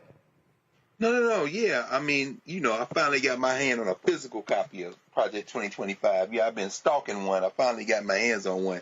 Couldn't get one down at the Heritage Foundation. And, I did go down there looking for it. But, this is completely logical. We have to remember that the white supremacist who runs this project, who runs that foundation, Kevin Roberts, is Dr. Kevin Roberts. 21 years ago, he wrote his dissertation at the University of Texas on slaves and slavery in Louisiana, the evolution of Atlantic world identity, 1791 to 1831. if those dates sound familiar, 1791 was the date of the beginning of the Haitian Revolution. 1831 was the Nat Turner Rebellion in Virginia. Dr. Kevin Roberts, the captain of the Project 2025 flagship, would say, and I read his dissertation, he's arguing, among other things, that assimilation into the American culture is what improved people of African descent, but ultimately it was the their failure to kind of meld together that led to the problem. The logic that what he's saying about in Haiti, when you read scholars in Haiti and scholars on the Haitian Revolution, after Toussaint Louverture, you had Jean-Jacques Dessalines and then Henri Christophe. Christophe becomes a king in Haiti. They had challenges in state formation. These white nationalists, and this is where it's very clear, these white nationalists believe that the problems that Haiti had in the early days after the putting out the French, the English, and the Spanish, the problems they had were because somehow black people are inferior, genetically inferior. You know, we eat cats and dogs and things like that, and we're not qualified to be the president of the United States, all those kind of things. But what the historians will tell you is the problems Haiti had were because every other country in the hemisphere, terrified that the rest of us were going to turn up and tear the place up, excluded Haiti from any form of trade. The United States didn't recognize Haiti until 1863. Y'all friend Abraham Lincoln, all of you crying crocodile tears over the great emancipator, who wanted, by the way, to send black people out of the country, and Haiti was one of the places they considered during the Lincoln administration. My point is that what these white nationalists always do is exclude the hand of white nationalism and global white supremacy whenever factoring in the challenges African people have had. This is so on brand, it should come as no surprise. That is how they think. So the only way you can deal with them is not to argue with them, because Kevin Roberts, quite frankly, knows more about the Haitian Revolution than most of the people who would claim they know something about the Haitian Revolution. The way you deal with them is to break their effing backs. You have to break them politically. You have to break them socially. You have to break them economically with your dollars. You're not going to argue with them on any common basis of logic, because if you don't understand white supremacy, everything else you think you understand will only confuse you. Lauren, I got about 90 seconds or 2 minutes. Go. Yeah, I mean, everything Dr. Carr said, you know, everything with them leads back to some sort of argument that they're superior. I remember when the bell curve came out. It's the same thing. Project 2025 is the same thing. They're just always wanting to say that they're superior. And, you know, to Greg's point, winning these elections is what stops that forward progress on these policies. And I guess tonight in a few minutes we'll see more discussion, Joe Taka and the gang, with regard to the next hour with the vice president and friends. So it's an amazing thing to watch a major political party implode into this, into hatred of other people and really into racism. All right, then. To the panel, I appreciate y'all being on today's show, this truncated version. Again, we're going to go live to the Unite for America virtual rally. So, again, let me thank Lauren, Reese, Greg. Always a pleasure to have y'all here. Folks, don't forget, support the work that we do. Ain't nobody else doing this, y'all. I keep telling y'all this here. Not Urban One, not Blavity, not Black Enterprise, not Essence. I mean, all these folk, none of them. What we are doing here with this show, with the other shows on the network, we're killing it left and right. So join our Bring the Funk fan club. Your dollars make it possible for us to do the work that we do. Again, Cash App, we got to have now 3 because they tripping on our main one. So use $RM Unfiltered. If that doesn't work, use $, Uncle Roro Martin. If that doesn't work, use $, BLK Star Network. I know it's cumbersome. I'm trying to get them to change it, but damn, this is what we got to do. So do that. Send your check and money order, P.O. Box 57196, Washington, D.C., 20037-0196. Cash App is PayPal, Martin Unfiltered. Venmo is RM Unfiltered. Zelle, Roland@RolandSMartin.com, Roland@RolandMartinUnfiltered.com. Download the Black Star Network app, Apple phone, Android phone, Apple TV, Android TV, Roku, Amazon Fire TV, Xbox One, Samsung Smart TV. Be sure to get a copy of my book, White Fear, How the Browning of America is Making White Folks Lose Their Minds, available bookstores nationwide. Get the audio version on Audible. Don't forget, tomorrow we're going to have, after the show, the Fan Base Invest-a-thon. A number of people have signed up for that. Y'all pull the graphic up. Don't forget, we also are going to have, first of all, I saw over here that Will I Am is going to be one of the folks on there. Jamal Bryant, Charlemagne the God, so many other people there. So the goals to raise with his Investathon, to finish this $17 million raise. And so that's what we're going to be doing tomorrow right here on the Black Star Network. So looking forward to it. You see it right, with his Investathon, to finish this $17 million raise. And so that's what we're going to be doing tomorrow right here on the Black Star Network. So looking forward to it. You see it right there. More names are being added. So again, it's going to be 8 to 10 p.m. Eastern tomorrow. All right, folks, that is it. Time for us to now go right now to Oprah. Vice President Kamala Harris will unite for America. Harris Balls 2024, let's go!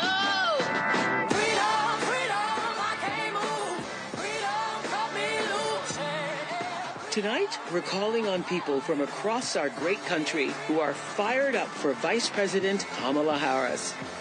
After an electrifying Democratic National Convention, Kamala Harris raised record-breaking campaign donations, became a viral sensation, and then the world watched her step into her power and dominate that debate. You're not running against Joe Biden, you're running against me.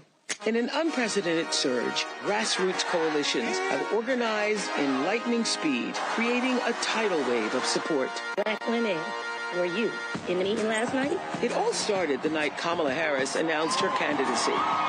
Advocacy group Win with Black Women, a collective of thousands of black women leaders from around the country, founded by Joteka Edie, hosted a Zoom call to support the campaign. Within hours, they raised $1.6 million and had so many people on the line, they almost broke Zoom, y'all. I was on Zoom with 44,000 other black women who were all focused on getting this woman to the White House. Win with Black Women was the original spark that inspired over 100 other groups to organize their own Zooms for Kamala, like Win with Black Men, White Women Answer the Call, White Dudes for Harris, Jewish Women for Kamala. Be the badass Jewesses that I know you all are. Comics for Kamala. She is the president America needs. Swifties for Kamala. First of all, I am a Swiftie. Even cat ladies for Kamala. Come on, cat ladies! Tonight, for the first time, we are uniting all the groups together in one place with a single purpose. Elect Kamala Harris, President of the United States.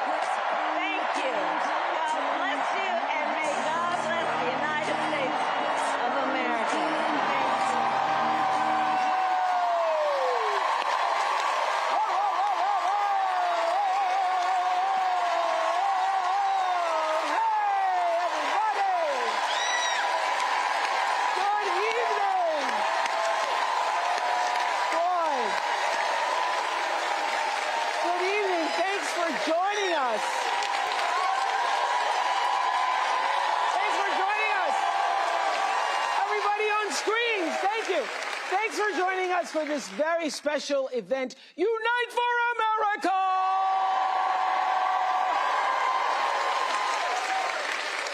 And that's exactly what we're doing live tonight, uniting from Farmington Hills in Oakland County, Michigan.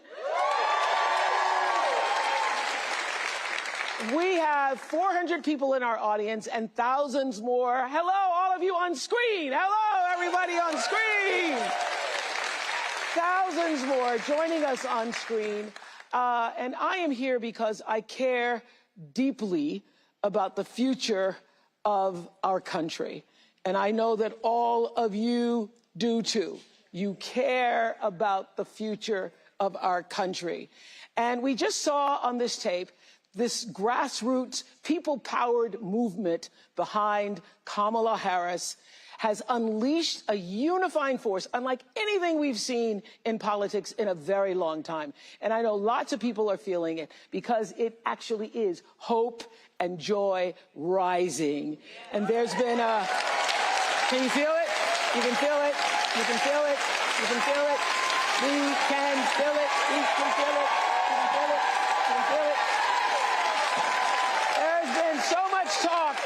There's been so much talk about that word joy, and I think it's such a good thing because it means that there is a real feeling of optimism and hope, making that comeback, as Michelle Obama said, for this new day that's no longer on the horizon. The new day is actually here. We're in it. We're living it. So let me tell you how this event began. I was on the phone with Joteka Edie, founder of Win with Black Women. We're going to be talking to her a little later on. And we were talking about all the groups inspired by Win with Black Women, who had 47,000 women on one call 3 hours after Kamala Harris announced that she was going to be running. 3 hours afterwards, 47,000 women were on the phone. And Joteka and I were talking, wouldn't it be great if we brought all the groups together? Because that phone call inspired all the other groups. And so we said, wouldn't it be great if we brought all the groups together at one time? And that's why we're here. So we have the Cat Ladies for Kamala here. Rural Americans for Harris. Caregivers for Kamala. Train lovers for Harris Waltz. I didn't know there were train lovers. Train lovers, chefs for Kamala, love that group. Republicans for Harris, love that group even more. We've got Swifties, where are you? Swifties for Kamala! And in addition to thousands of you all who I am just meeting here tonight on screen, I see some faces I recognize. There's Brian Cranston. Hey, Brian. Hey. Hello, hello, hello. Where are you? Brian Cranston! I hear Chris Rock is in the house. Chris, where are you? Chris Rock is in the house. Ben Stiller, Jennifer Lopez, Tracy Ellis Ross. Jennifer Lopez! Where are you, Jennifer? Yes! Tracy Ellis Ross, where are you? Tracy Ellis, where are you on the screen? Tracy Ellis.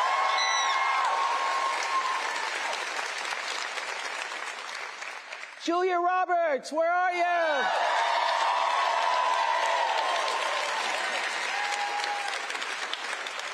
And Miss Meryl Streep is in the house.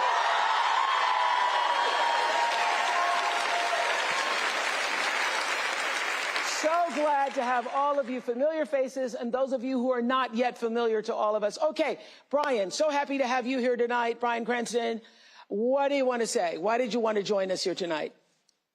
I'm just smiling from ear to ear, Oprah. I have never felt this much joy and optimism in a campaign in a long time.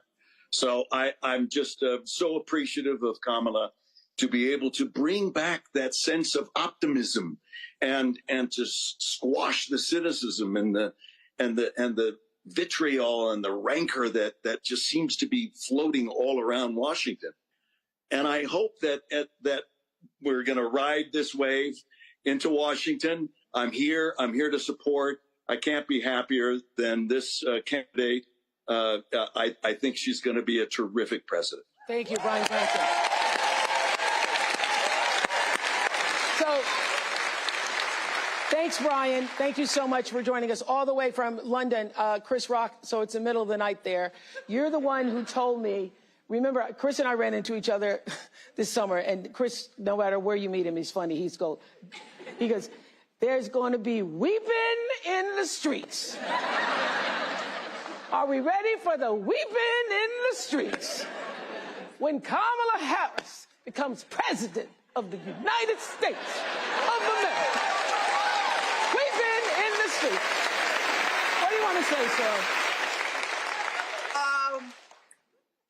I've always been a fan of Kamala, even back when she was running for, I remember writing her a check when she was like the district attorney for something. Maybe it was to get out of a parking ticket or something. But I've been writing her checks for a long time.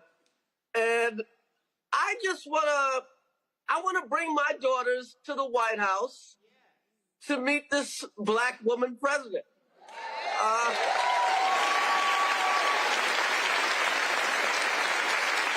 That's a reason. That's a reason. That's a reason. I think she would make a great president. And I I'm ready to turn the page, man. Yeah. All the hate, the negativity, it's got to stop. Yeah, we're so sick of the negativity. Thank you so much, Chris, for being up this early in the morning in London. Thank you. Ben Stiller. Ben Stiller, I heard you were on the Comics for Kamala, and so I want to know where all the comics Kamala? They were, and I didn't outdo anyone. I was probably the least fun of all the comics. But it was really, I mean, it was great though, because everybody was so energized. And I mean, I got to go to the convention and see her speech, which was just incredible, and feeling that energy, feeling kind of going from a stop Trump mode into a go Kamala mode, the people starting to, really hear what she's about. And, I have a 22-year-old daughter, 19-year-old son who's going to be voting in his first election. My daughter's, her reproductive rights are incredibly important. Standing up for. Thank you, Ben. Thank you, Ben. And I think standing up for, Yeah, I think what Chris said, we're ready to turn the page. Thank you, Ben Stiller. So we are all together, united for one cause, and that is to get out the vote for Kamala Harris. Joteka Edie is here, and you describe Win with Black Women as a collective love letter to ourselves. I know you all been doing this a long time. I was on a lot of calls with y'all in 2020, but we ain't never seen nothing like this before, right? Stand up. Tell us what is happening. Explain the power of what happened 3 hours after Kamala, we knew that she was going to step into this candidacy. First of all, Oprah, this is amazing to just be united. And that night, Black women everywhere, we knew one thing. We wanted to gather in our joy, and we knew that we needed to get to work. And on that night, Black women, the 44,000 on that Zoom, and the additional 50,000 Black women and our friends that joined to watch that Zoom, what we knew was that it was a moment in our country to show what Black women have always done. That love letter that I often speak of,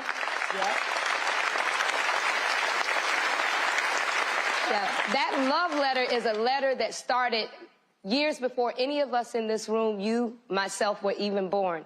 And it started by Black women years ago who knew this moment would be here. But they worked, and they knew they wouldn't see it, but one day we would. And I just think that it is an honor for all of us to be able to usher in this moment, knowing that those who watered this mighty field are now allowing us to eat of the fruit. Whoa! Of the trees that is there. Thank you so much. And so, as I said, that call from Win with Black Women is what inspired all the other groups. So White Dudes for Harris raised a bunch of money. Lead organizer Ross Morales Roquetto is here, right? Ross? And I hear that my producer told me you've been working in politics a long time, and that really for more than 20 years, and that you said you hadn't seen anything like this. I haven't seen anything like this since 2008, when President Obama was elected. And when he got elected, it was about a newness and a hope. This time, it's about an exuberance and an excitement that you only get from hard-fought wins and hard-fought losses and knowing what's at stake. And that's why we're not going back. That's why we're not going back. We're not going back.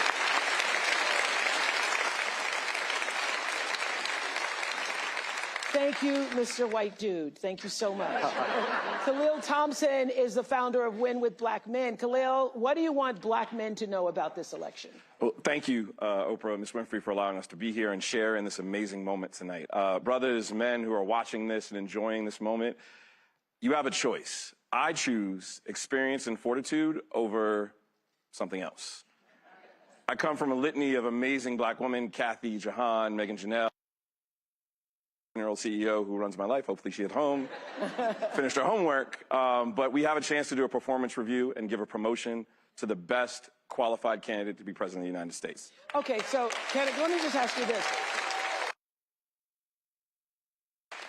On the way here, when I was coming through the airport, black man stopped me and he said I guess he knew I was coming here for something. I'm just tell you, I'm voting for Trump. I'm voting for Trump because he gave me that check. And so I've heard that from several people, that I got the check, he gave us the check, and so therefore forget about the checks.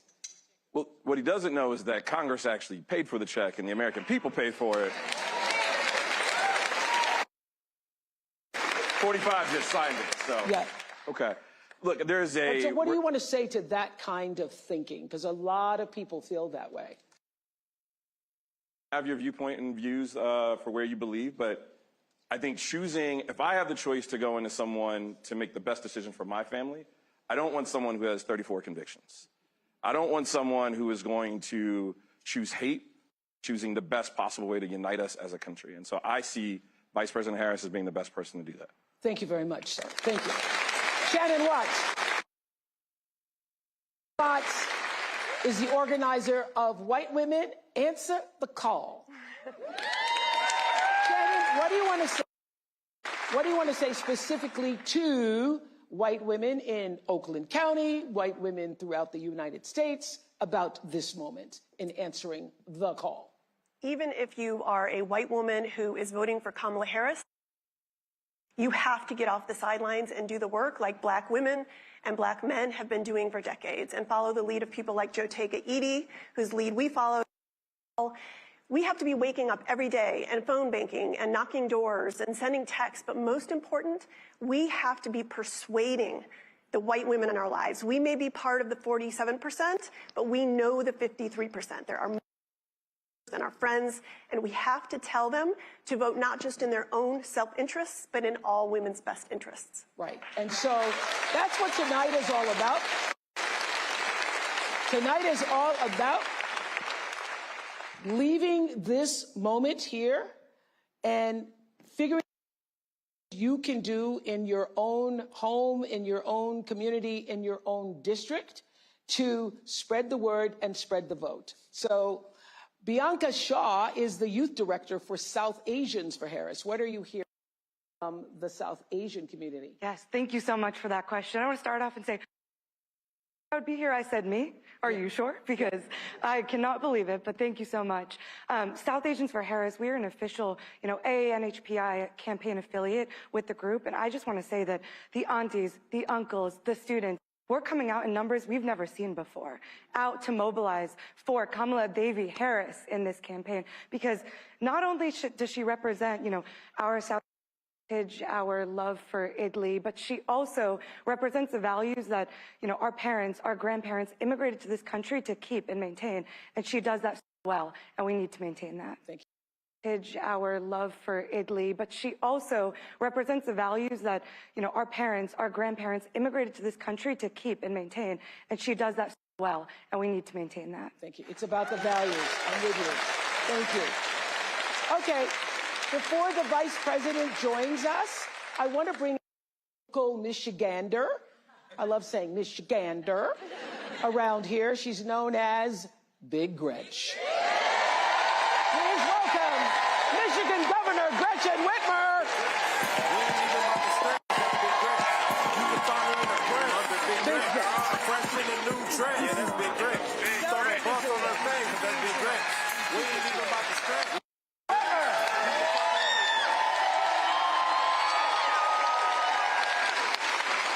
We're so happy to be in your state.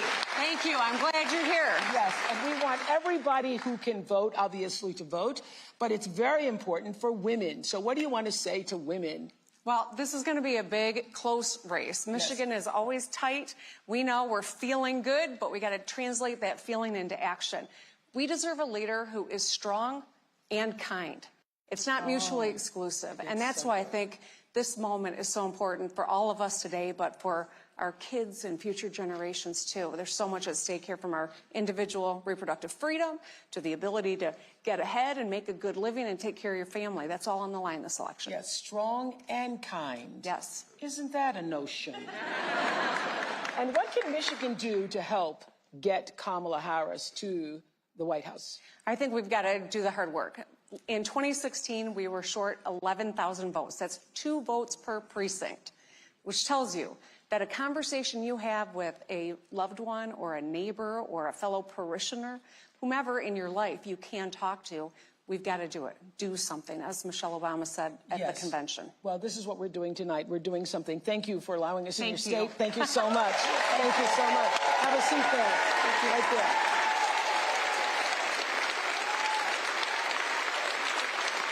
I want to bring in right now the chair of the Harris-Walz campaign, Jen O'Malley Dillon. Jen, hello. Hi. Have you seen anything like this? Isn't this great fun?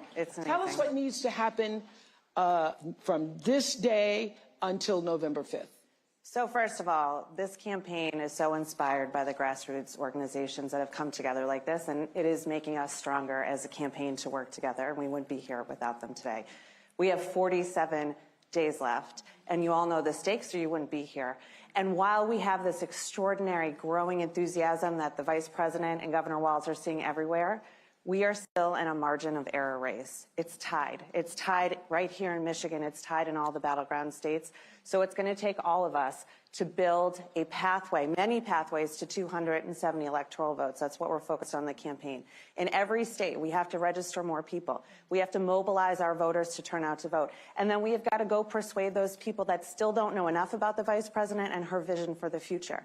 And if we do that together, all of us, we're going to get over the top, but it's really going to take all of us. And to make sure that you're working in your own lives, have those hard conversations in big and small ways. We're going to inch our way over the finish line because we're going to be able to do it together. And don't you need money?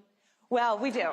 We do. And these groups need money too. All of us do, because the work is happening on the ground and in the communities. So if you want to help in any way at all in the campaign, go to go.kamalaharris.com. But if you want to help and not be formally engaged with us and join any of these groups here, that's what we need too. It's going to take all of us. Yes, and I think that everybody on the screens, everybody in this room, everybody who's listening, you become your own grassroots organization when we leave this moment that we're sharing here tonight, and you do what you can in your community. It's not enough just to join us all. We love having you here, but the rah-rah moment is going to end, and then we need to get to work. We need to get busy. Okay, thank you, Jim. I have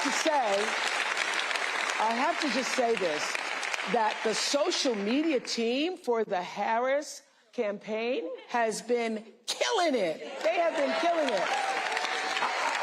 I think that team helped spark this people-led movement. And here's a short look at the rallying cry across social media.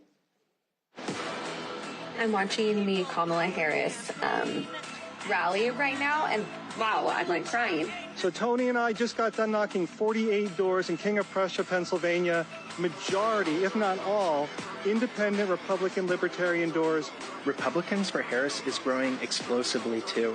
We just need to get back to a place in this country where we can have disagreements and have them still be respectful. I'm here with Richard, a 77-year-old registered Republican who's going to be voting for Kamala Harris. They're eating the dogs, the people that came in. They're eating the cats. They're eating the pets of the people that live there. Obviously, endorse this just doesn't stand for anything that I stand for. What issues are most important to you personally? First of all, not electing a felon to the White House. I'm voting Harris-Walz and a blue ticket all the way. In 2020, only 50% of young eligible voters actually showed up, and that was record-breaking. So if you really want to be brat, you better be showing up in droves in November. We are with her. With us. I voted for Nikki Haley in the primary. I'm going to be voting for Kamala Harris. That's the right choice for America in 2024.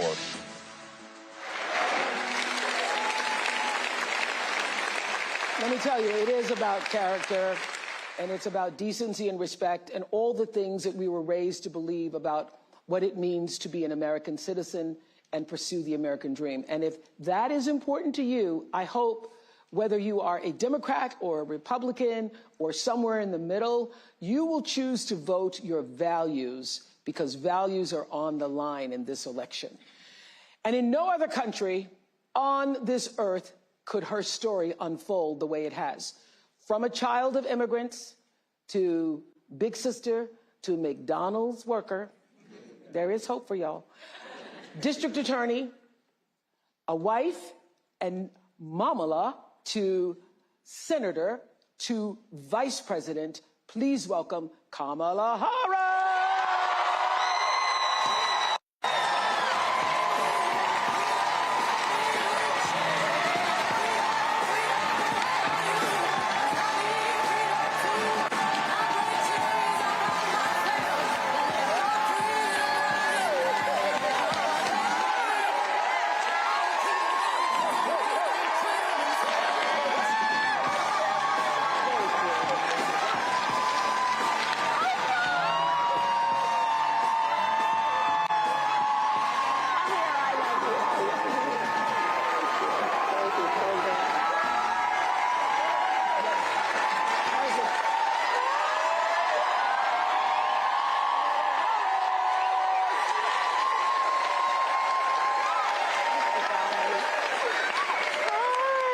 So welcome to hello, Madam Vice President. Hello, welcome to Michigan. It's so good to be back, and Governor, thank you for everything you are and everything you do for this state. Thank you.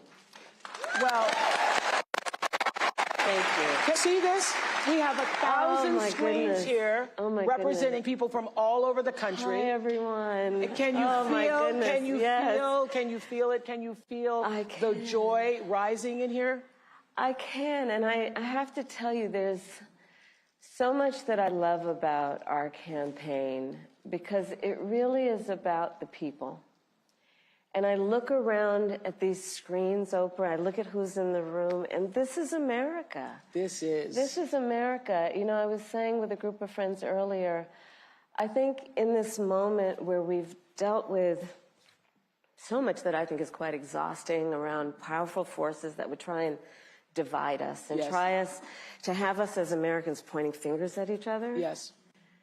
That this movement that is about reminding each other that we have so much more in common than what separates us is so critically important. And this is about the strength of who we are as Americans. And this movement that we're in about, as I like to say, seeing in the face of a stranger a neighbor. Yes, yes, yes, right? yes, yes.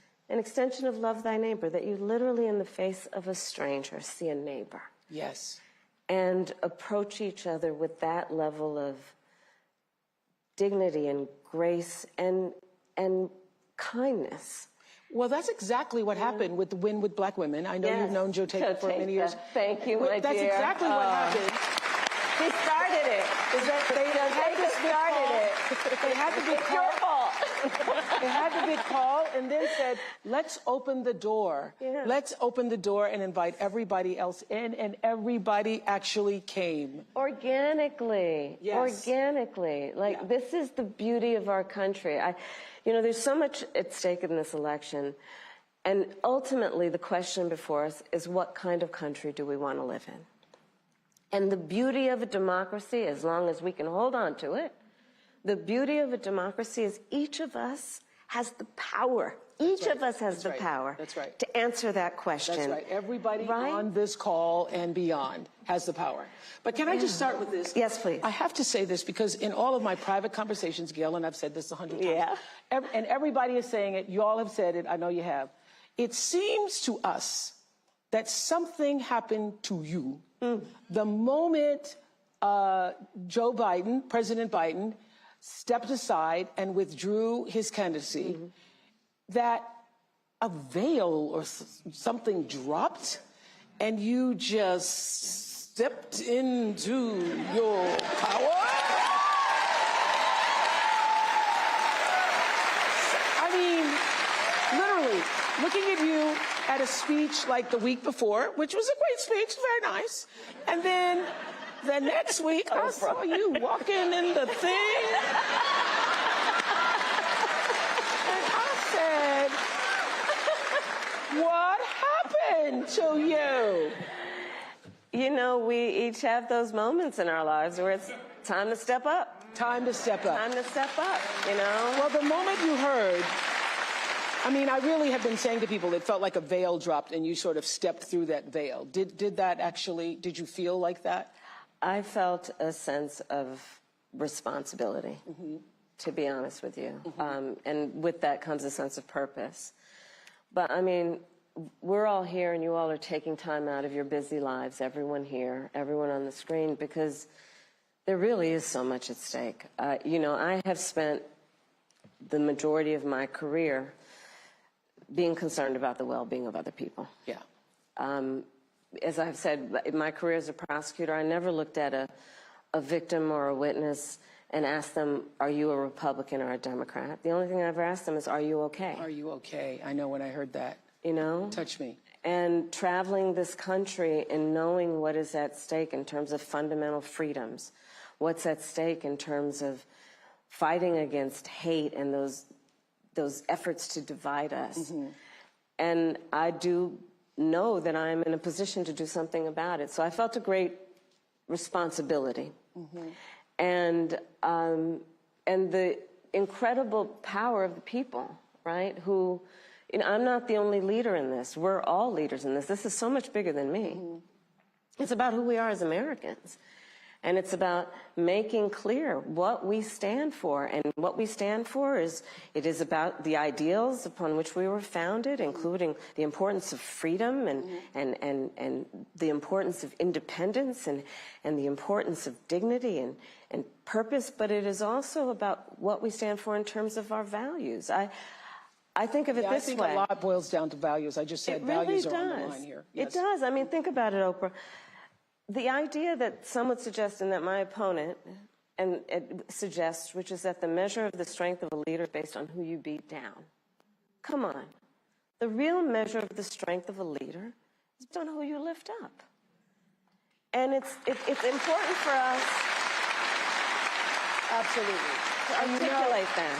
You know, ever since the debate, we feel for our fellow citizens in Springfield. Do you not think about the fellow citizens in Springfield, Ohio, the Haitian families, the non-Haitian families, everybody having to deal with this lie that has endangered the lives of Haitian people and anybody who looks Haitian?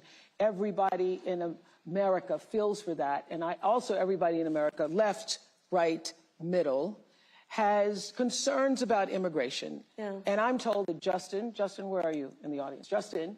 Hello. In our audience. Hello, Madam Vice President. You live in Michigan. Yes, ma'am. Don't love saying hello, Madam Vice President. I do. What's your question? It's an immigration question. My question for you is, when you become president, what would be your specific steps? Yeah, of course. What would be specific steps to strengthening the border? So it's a wonderful and important question. You know, my background was as a prosecutor, and I was also the elected Attorney General for 2 terms of a border state. So this is not a theoretical issue for me. This is something I've actually worked on. Okay. I have prosecuted transnational criminal organizations for the trafficking of guns, drugs, and human beings. I take very seriously the importance of having a secure border and ensuring the safety of the American people. Sadly, where we are now can be traced most recently back to the fact that when the United States Congress, members of the Congress, including some of the most conservative Republicans, came up with a border security bill. And here's what that border security bill would have done. It would have put 1,500 more border agents at the border. Let me tell you, those border agents are working around the clock. It would have just been about giving them some support and relief, which is probably why the border agents actually endorsed the bill. It would have allowed us to stem the flow of fentanyl. And I'm looking at people from all over the country here, so I don't need to tell the folks who are watching this what fentanyl has done to families, to kids in our country, and the need to take seriously stemming the flow coming into our country and addressing that extraordinary and tragic issue in terms of its effect. The bill would have allowed us to have more resources to prosecute transnational criminal organizations. And it would have been part of the solution. And Donald Trump called up those folks and said, don't put that bill on the floor for a vote. He blocked the bill, and you know why? because he'd prefer to run on a problem instead of fixing a problem. And he has put his personal political security before border security. Because understand, even in the intervening months, what that bill would have done to give support to folks who care about this issue. And this again gets to the point about what does leadership really look like? And is it about you or is it about the people? Right. Is it about running on problems or fixing problems? My work and my career has always been about saying, let's fix problems. Let's address the needs because we know it's within our capacity to do that. So to answer Justin's question, now that that bill has gone and hasn't passed, will you reintroduce that? Absolutely. And when I am elected President of the United States, I will make sure that bill gets to my desk and I will sign it into law. Thank you, Justin. Thank you. Thank you, Justin. Listen to this. A majority of young Americans, 18 to 34, say that the cost of living is their top issue ahead of the election. Let's take a look. Groceries are extremely expensive right now. I don't understand how people are affording life right now. For so many Americans, the high cost of living is their top concern this election. Rach, we have $435 to last us till the end of the month. Okay? What? In Philadelphia, Rachel and Garrett say they have to watch every penny. When I think of middle class, I think about people who are able to just get up and go and do things within their means and like not extravagant things, but be able to get up and go to dinner whenever they want, or maybe take that trip, that long weekend trip. We don't have that luxury. By a long shot, her tax plan is phenomenal, no glaze. Kamala Harris just delivered her new economic plan, and boy, oh boy, is it good for small business owners. Holy shit, you guys. Kamala Harris is going to announce tomorrow a $25,000 tax credit for first-time home buyers. When I am elected president, I will make it a top priority to bring down costs and increase economic security for all Americans. Well, Rachel and Garrett are joining us on Zoom from Pennsylvania, and I understand your sister and brother-in-law moved in, and you're hoping to save money to have a second child? That's right. Hi, Oprah. Hi, Madam Vice President. It's nice to be with you all. Yes. Hi. And so what did you want to say to the Vice President? So, Madam Vice President, we are, like many, many young Americans, just experiencing a very high cost of living. We ended up giving up our apartment, moving in with our parents who were so gracious to take us in for over a year so that we could save money and ultimately buy a home, because that's what we thought the American dream was, to get married and buy a home and have a baby. And now here we are, and our mortgage is incredibly higher than what we thought it would be. And my sister and our brother-in-law are living with us right now so that they can hopefully one day do the same. And while it's beneficial for us because they help us pay off some of our mortgage, it's also beneficial for them because they can save on cheaper rent. But we really would love to know what your plan is to help lower the cost of living.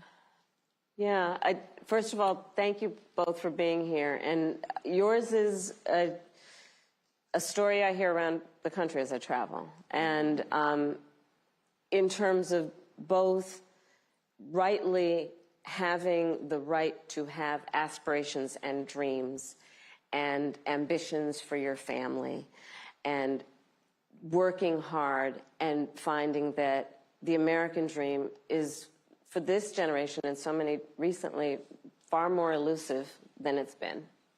And we need to deal with that. And there are a number of ways. One is bringing down the cost of everyday necessities, including groceries. So that's why I'm taking on, for example, price gouging, which is when, most companies and corporations are good, but for those bad ones, they take advantage of people, especially during a pandemic or extreme weather, and they end up jacking up prices, and there needs to be accountability and consequence for that. So I'm going to be taking on price gouging. But it's also about dealing with what we need to do around home ownership, right? So as someone mentioned during this film, look, I grew up a child of a mother who worked very hard. She raised me and my sister. And she saved up, and by the time I was a teenager, she was able to buy a home. And we grew up actually for a long time in an apartment on top of a child care center that was owned by the woman we called our second mother, because she helped my mother raise us. And she was a small business owner, Miss Shelton.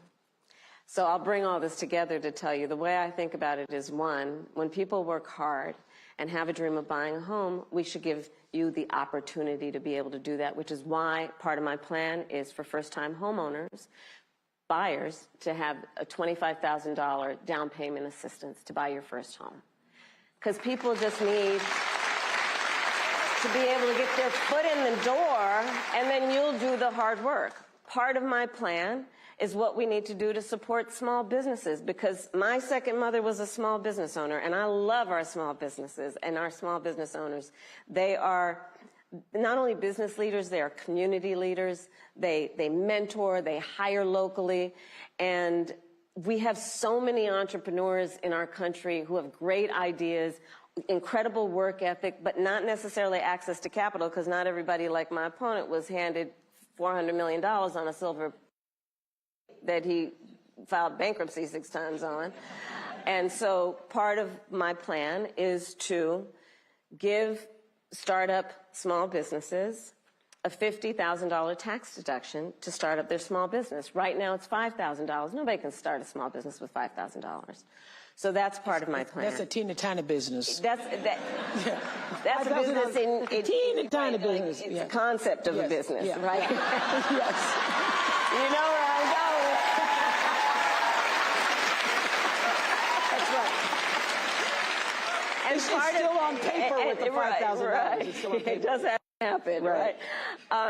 Part of to speak to you guys and your family and your dreams is what we need to do around giving middle-class families tax breaks. And so part of my plan is also to extend and expand the child tax credit to $6,000 so that you can, in the first year of your child's life, have the resources to be able to buy a crib and a car seat and clothes for your baby, knowing that's such an extraordinarily important time in their development, and you shouldn't have to worry about how you're going to take care of their basic needs. All of this and more is part of what I plan to build, and I call it an opportunity economy.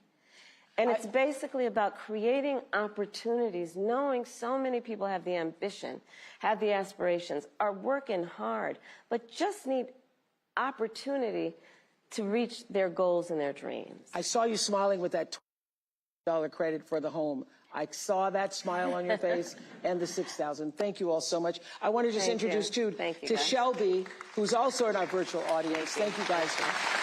Shelby from Virginia, who's also struggling with the cost of living. Tell us your story, Shelby. Why? Hi, Madam Vice President. Hi, Oprah. I'm 24 years old. I'm a graduate student living with my parents, and I want to move out next year and potentially buy a home. And I'm concerned about the affordability of one with the extra costs and bills that I'm paying now, along with the bills and costs I will pay in the future too. And so everything just has a cost, and everything is so expensive.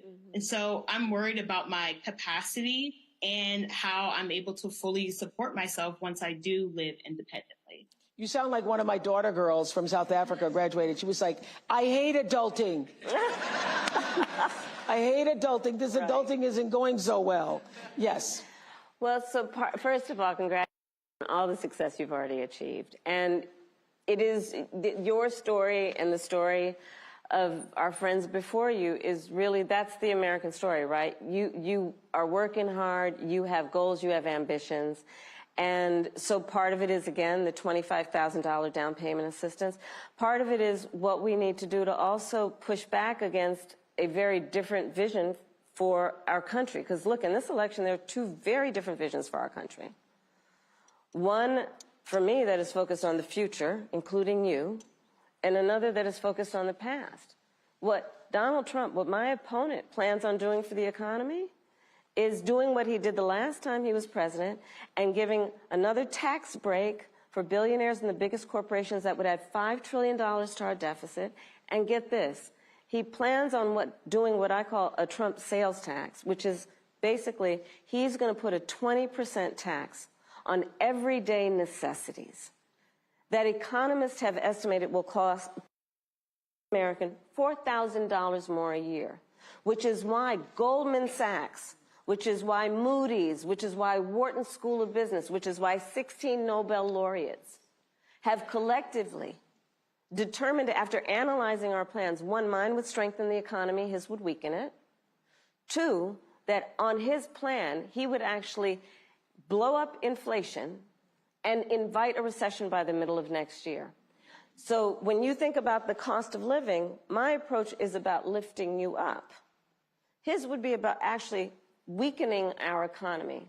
And I feel very strongly when an individual, when a small business, when a family, when the middle class is strong, America is strong. Amen to that. Amen to that. Thank you, Shelby. Thank you, Rachel and Garrett. So the Harris campaign kicked off the Fighting for Reproductive Freedom bus tour to support the fundamental right for women to make decisions about our own bodies. And here is a short tape on that. I did something that nobody thought was possible. I got rid of... After Roe v. Wade was overturned, Tennessee put forth a ban immediately that banned all abortion with no exceptions. Abortion bans are not pro-life. They are pro-poverty and pro-inequality. It's been over 2 years since a 5-4 ruling by the Supreme Court ended Roe versus Wade, the landmark case that provided nearly 50 years of abortion rights across the United States. Since then, abortions have been banned in over a dozen states. Many women and doctors say the limits on reproductive rights have forced them into situations. These policies do not reflect evidence-based medical practice. They do not keep my patients safe. According to the gender equity policy, women who live in states where abortion is banned are up to 3 times more likely to die during pregnancy, during childbirth, or soon after giving birth. I nearly died, all because of Donald Trump's Supreme Court justices overturning Roe v. Wade. So for the millions of you who watched the Democratic National Convention, you will remember Hadley Duvall telling her incredibly powerful story. And in case you didn't see it, here's just a brief look. Growing up, I was an all-American girl. Varsity soccer captain, cheerleading captain, homecoming queen, and survivor.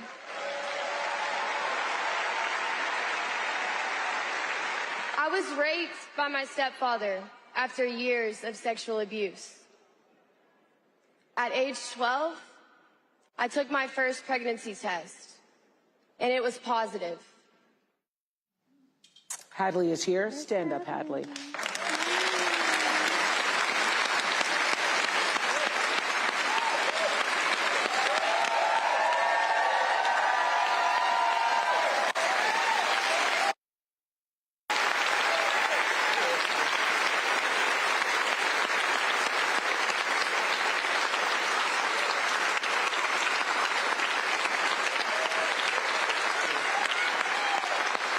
I can tell you, we are all standing up because we are so impressed by your courage to stand up and share your story. Where did that come from, the strength to do this? Because I'm sure you thought long and hard before deciding to go public with your story.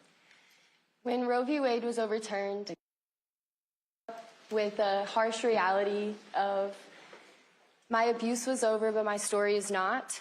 And I just could not fathom thinking about the other Hadleys out there that don't have that choice, that don't have somebody to go to. So being able to find courage and be the light for them, that's really what I do it for. And so what do you want to say to other people who are voting in this election regarding to you and what that means? You can't wait until it's too late to care about reproductive health care, because then it's too late. And when it affects you, it hits, and you can't deny it. You can't look at someone with a story like mine and say it didn't happen. And there are more people like me out there. And there are going to be so many more who deserve their options. They deserve their choices. Let's get involved. We have someone who's willing to hear like never before. We have someone who wants to know what we want in this country.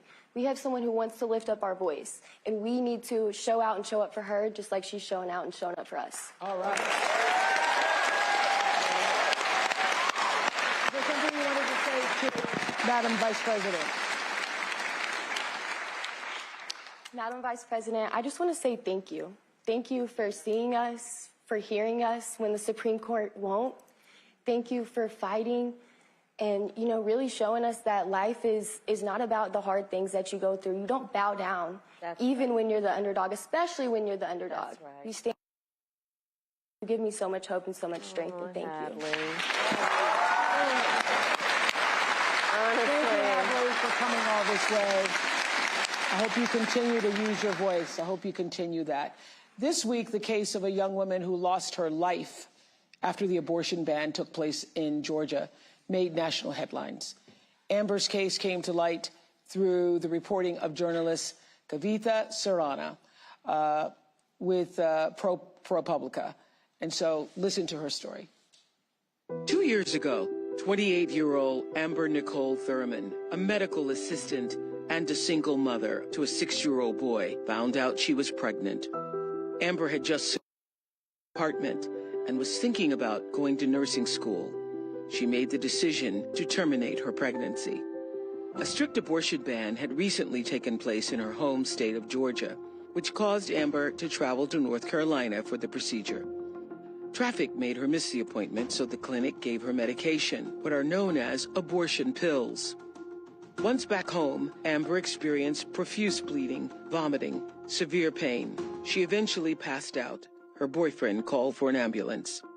At the Georgia hospital, Amber's condition deteriorated quickly.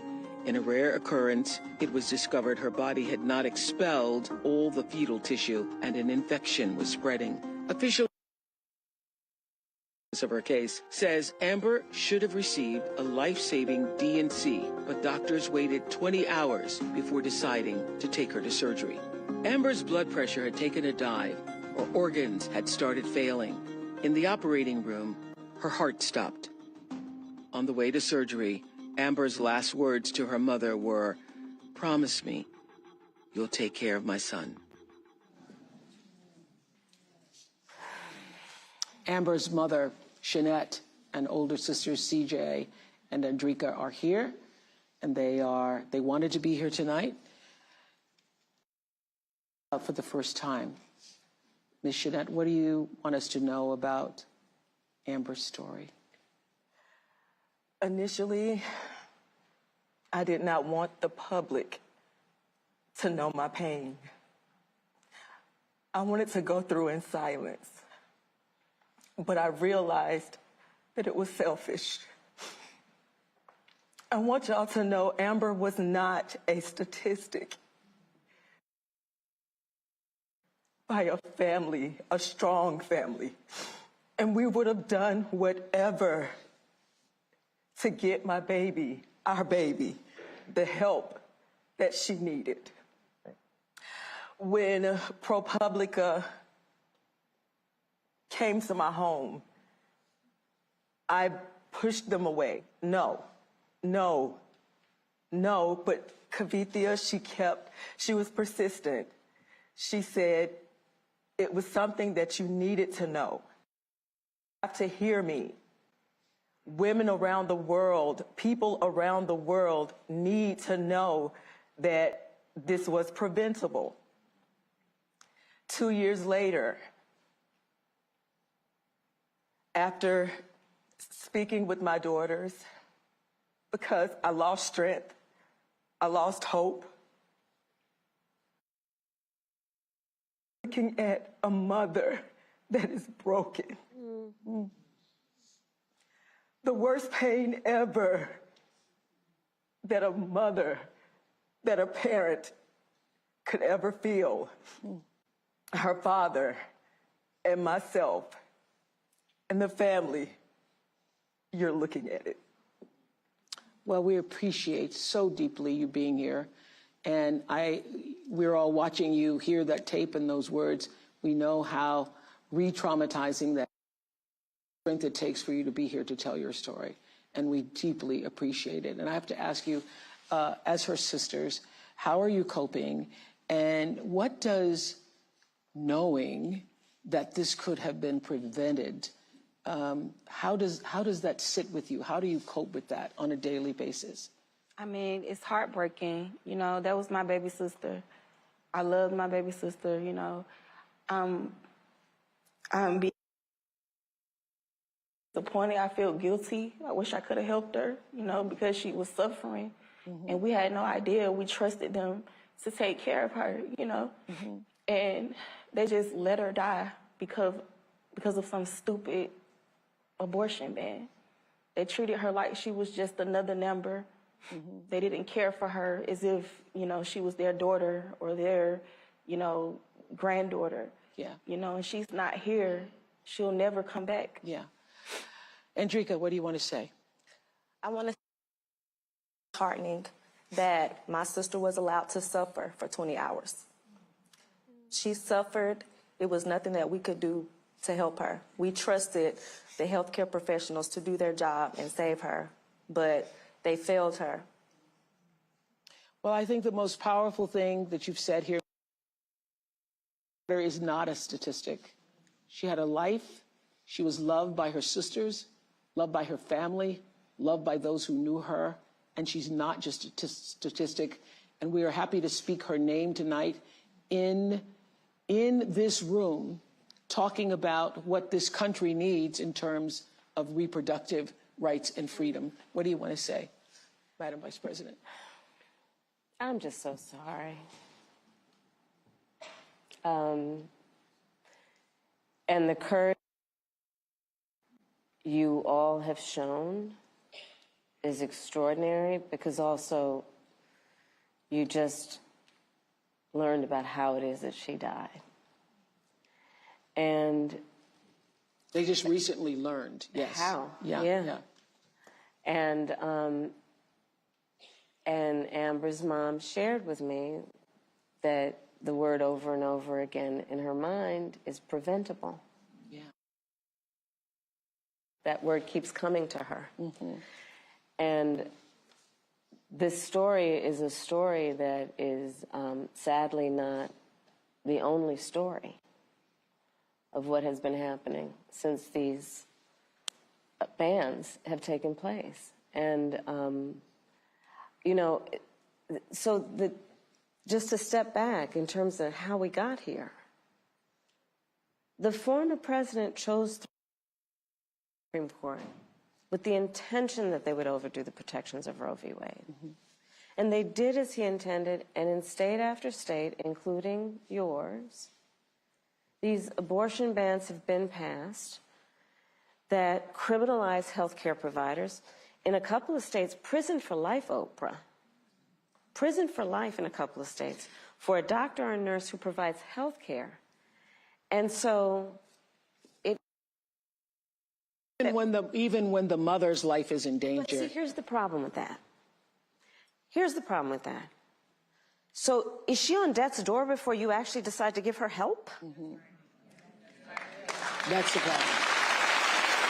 Is that what we're saying? Yeah. That you've got to prove you're on death's door. Like literally a doctor or a nurse has to say, she might die any minute, better give her now care. Because otherwise I might go to prison for life in some cases. We're doing in terms of saying that certain people who are in these state houses, and then starting with the former president of the United States, think they're in a better position than a doctor or a nurse to determine when their patient needs medical care. This literally, and the fact that among everything that is wrong with these bans and what has happened in terms of the overturning of Roe v. Wade, it's a healthcare crisis.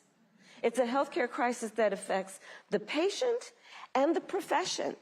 And going back to Hadley's story, and Hadley, you've been so remarkable in telling your story and being so strong in the way you do it. And both of these stories really, I mean, the courage for it out of pain for you to tell these stories to other people is just extraordinary. And Hadley, you've been so remarkable. You know, Oprah, I don't know if you know this, but when I was in high school, I learned that my best friend was being molested by her stepfather. Yes, we heard that story on the DNC. Yeah. Yes. And you had the courage then to go to her and say, you've got to come to our house. Mother, she came to stay with us. And the idea that these same legislators who would be saying, you know, criminalize healthcare providers are also saying that after a person's body has been violated, that they have no right to make a decision about what happens to their body next? That's immoral. Yeah. I think it's not just immoral. Here's what I want to say. I just don't believe that those legislators, that the government has a right to be in your womb.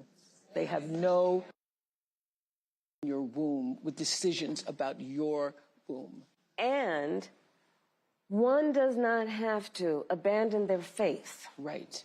Or deeply held beliefs to agree the government should not for what to do. Absolutely. Right? If she chooses, she will talk with her priest, her pastor, her rabbi, her imam, but not the government telling her what's in her best interest. Well, this is a long healing process for this family. And we thank you, and we hope that by being amongst people who heard you and heard your daughter will be meaningful to you in this journey to healing. Thank you so much for being here. Okay, I want to also... Thank you.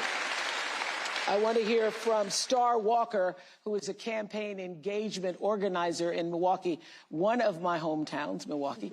Hi, Star. What's going on in Wisconsin? Hi, Oprah. Vice President. We are fired up here in Wisconsin. I'm an engagement organizer, so I'm focused on within their personal networks.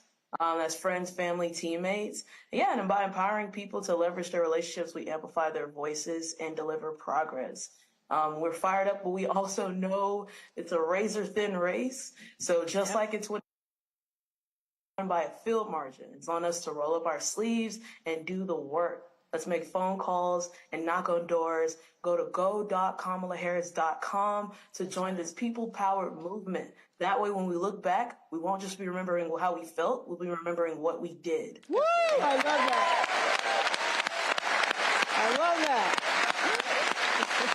Y'all, I love that. That's a big takeaway, because we're all feeling really good right now, but it matters is what are we going to do? Absolutely. What are we going to do? Thank you so much, Star. I see somebody else on the screen, Julia Roberts. Hi, Julia. Hi. Hi. I heard you were so excited you wanted to be here tonight. Why? Well, first of all, Oprah, thank you for hosting this, because I guess if I started a voting club, it would be conversationalists for Kamala. Yes. Because to talk, to listen, to be heard, to have this back and forth is so unique.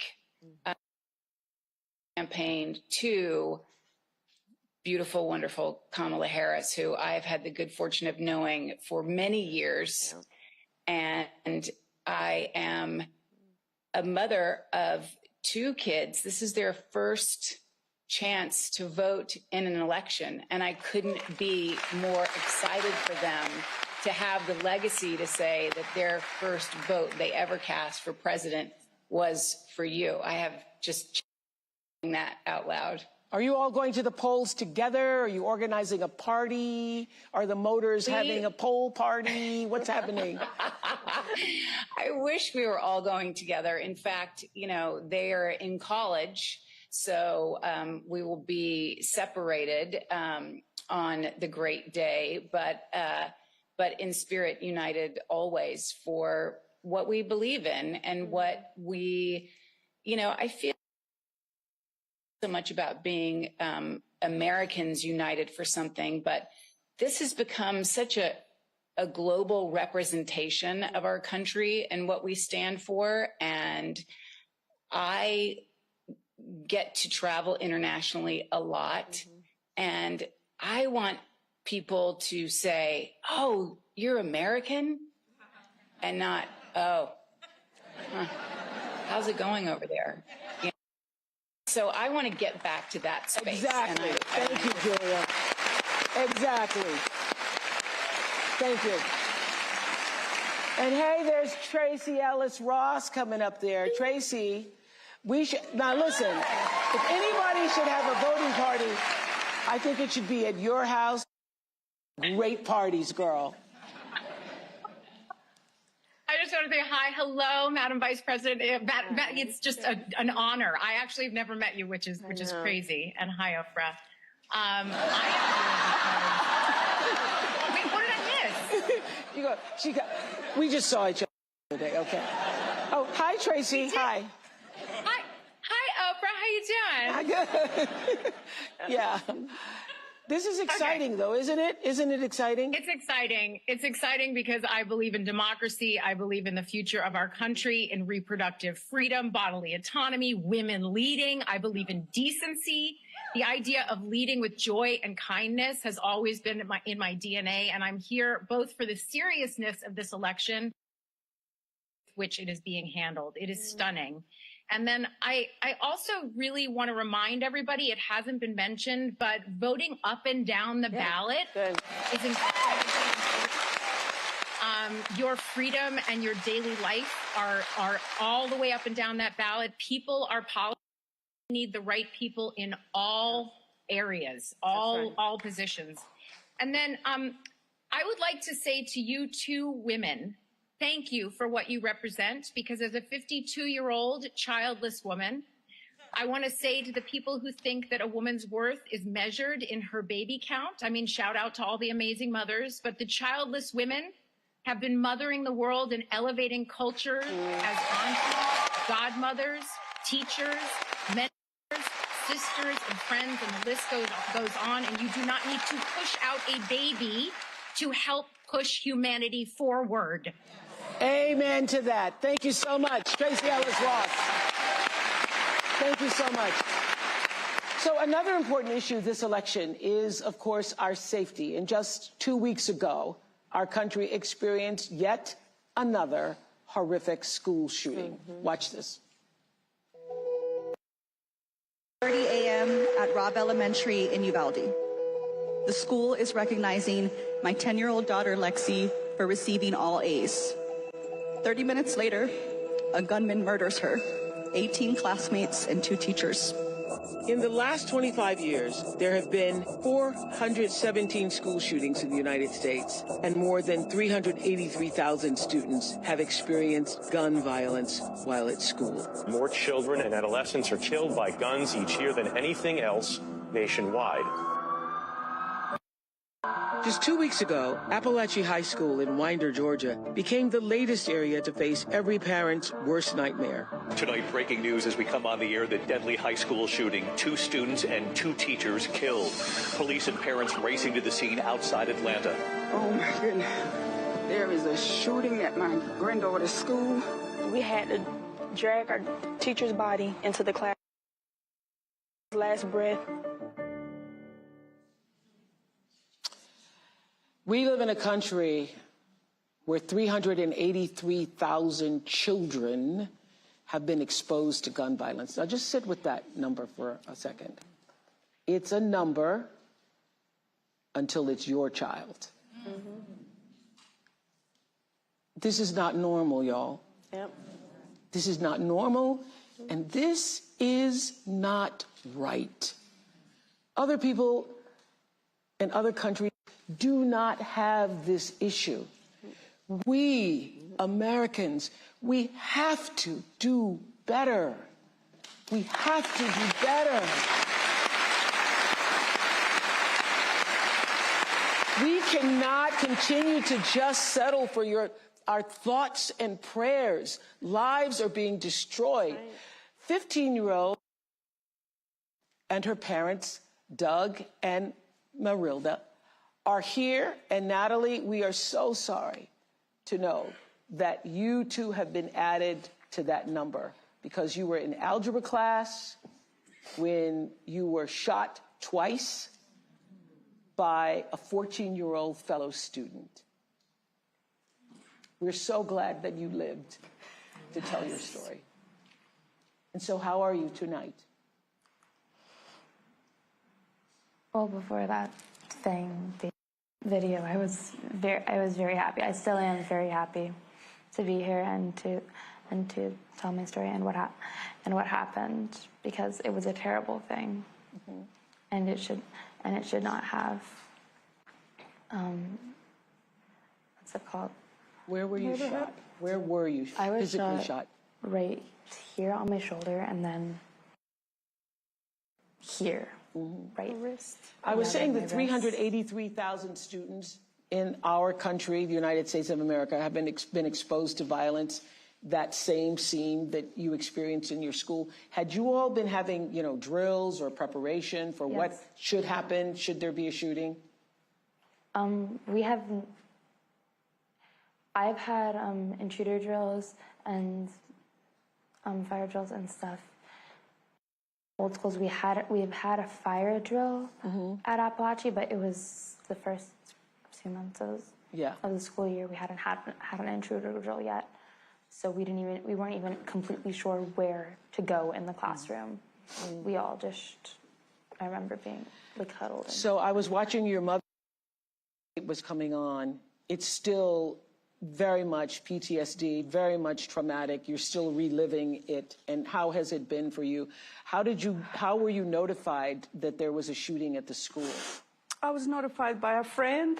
She called me. I was at work. And she called me. Do you know about the shooting?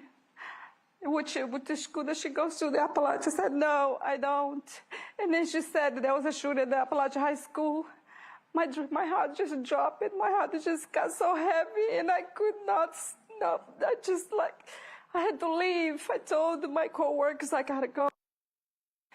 And the first thing I did is drop my knee on the floor and just start praying.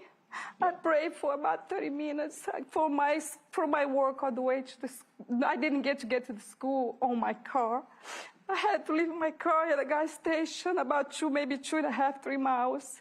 And I walked on foot and I ran because my heart was so heavy. I couldn't get to touch my daughter. And I hear you have a message for people in power regarding guns now. I do. I want to finish that story because no parent should go through this. I want to just finish what, you do not know what feels until it's you. Yes. All those numbers that you show on the TV, a lot of people there here are mothers. What are we doing about this? What are we doing? Let's make sure that everybody listens. Let's make sure that everybody hears it. The whole world needs to hear that we women that have our children, we have a job.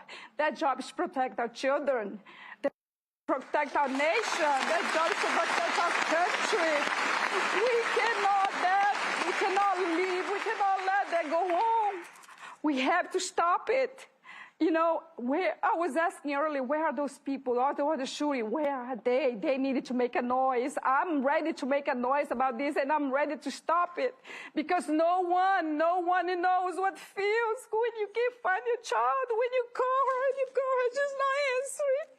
And when I went through it, it's just me that knows it. And I'm so sorry for those that lost their children that actually died.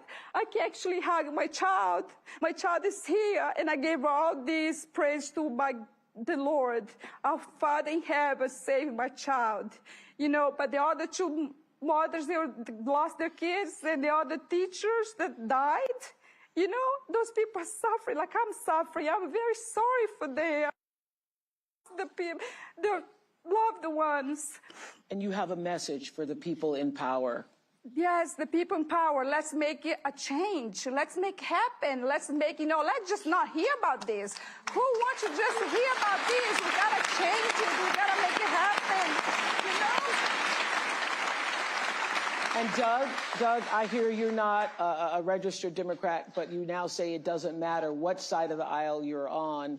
when it comes to this issue? What change do you want to see now that did your family? Common sense. I think the first step would just be metal detectors in schools. Make a budget, make a plan, and the people that say, "Well, we've never really done stuff like that before," I don't care. They didn't have metal detectors at airports at one time. They didn't have metal detectors at courthouses. I think that if a child knew that he would get caught, the likelihood of him trying would be, there may be another target, but it wouldn't be schools being hardened. Yeah.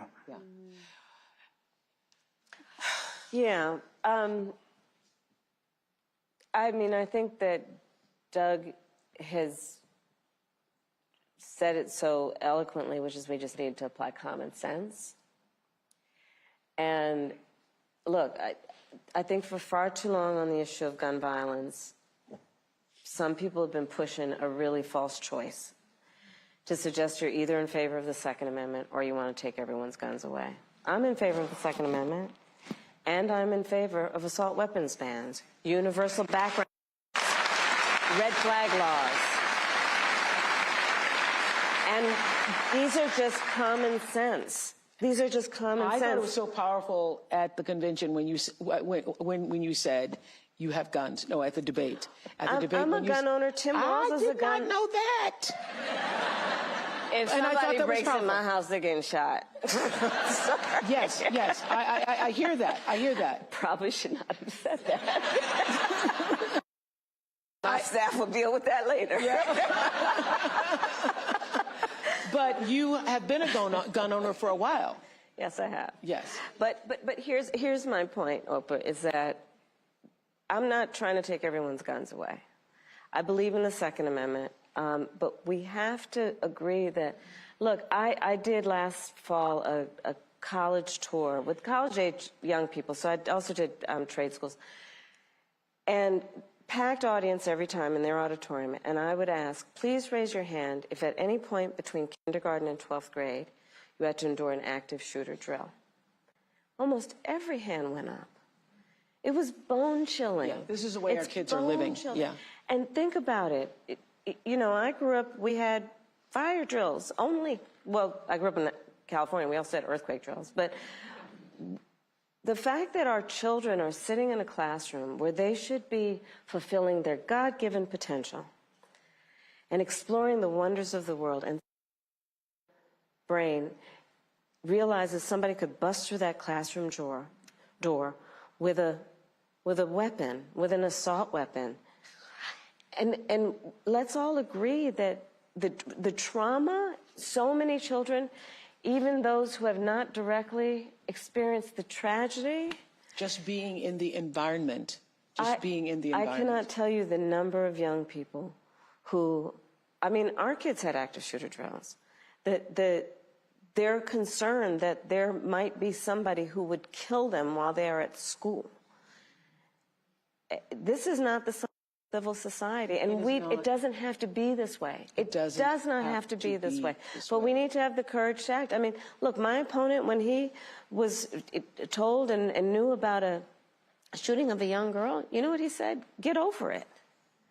Get over it. No, we're not getting over it. No, and to the point, everyone should have a sense of collective responsibility for the children of our community. Yes. And understand their right to live and be safe. I have personally prosecuted homicide cases. I've seen autopsies. I've seen what these weapons do to the human body.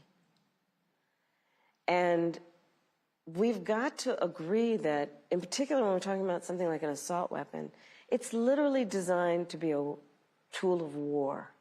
It has no place on the streets of a civil society. It's designed to kill a lot of human beings quickly. And there are things we can do. Thankfully, over the last 3 years, we've done some. But it is common sense. It just seems like common sense we would see this. I think that the majority of Americans agree with you that we do not want assault weapons in the hands of children and other people who have no business with those types of weapons.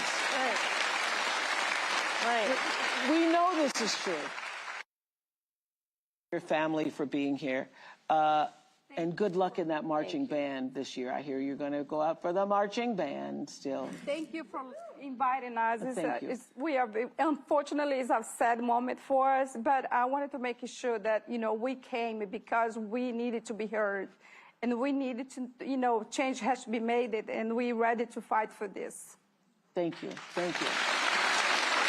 Okay, we want to hear what's going on in another battleground state. Tracy is a regional organizing director in Nevada. Tracy, tell us how things are for you. Hi. Hi, everybody. I'm Tracy Lee, a regional organizing director in Nevada. I am the Silver State this year because there's so much on the line. From healthcare to lowering costs, these issues impact all of us. My team and I have been building relationships with voters across this state because here in Nevada, we know that enthusiasm alone does not win campaigns. Organizing does. So all of you watching tonight can become organizers, whether you talk to your sister, a roommate, or a grandparent about why you're so excited to vote for Vice President Harris. You are organizing and energizing other supporters.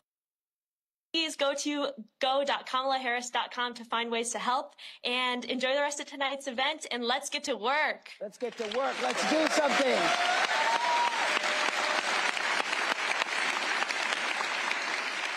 Meryl Streep, hello. You and I. Hi, Meryl Streep. You and I have talked about this moment. Hi. How are you feeling? How are you feeling about the momentum? Oh, man. This has been overwhelming to have the privilege to sit in and listen to the testimony of the people here. Hello, President Harris. Not yet.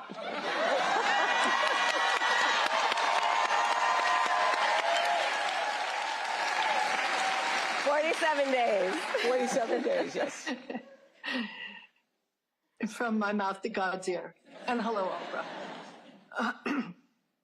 I think the word of the day has been preventable. Preventable.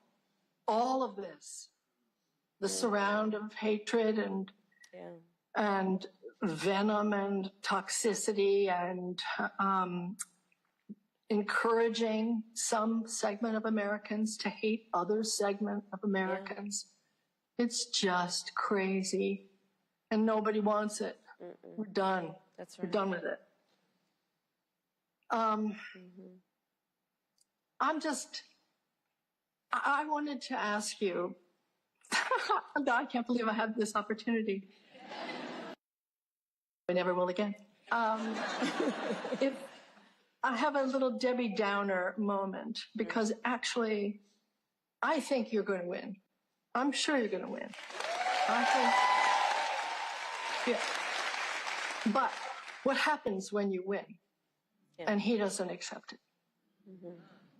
And you know that there's going to be this long slog of shenanigans. And I'm wondering how we get to that moment, how we preserve certification on January 6th. Because if it doesn't happen, it'll be maybe thrown back to the legislatures of the states. And I've been working with state government citizens campaign, which is sgcamerica.com. They're great. They're doing the unglamorous down ballot work of promoting those candidates, because I'm worried about it, and I wonder if we're ready for January 7th, 8th, 9th, and what happens? What happens? So we will be ready, but just taking a step back, and thank you, Marilyn, for the gift that you give, your talent, your creativity. Thank you for being here. One of the things that I have realized in the course of our campaign is that more allies who voted for Trump before have decided January 6th was just a bridge too far.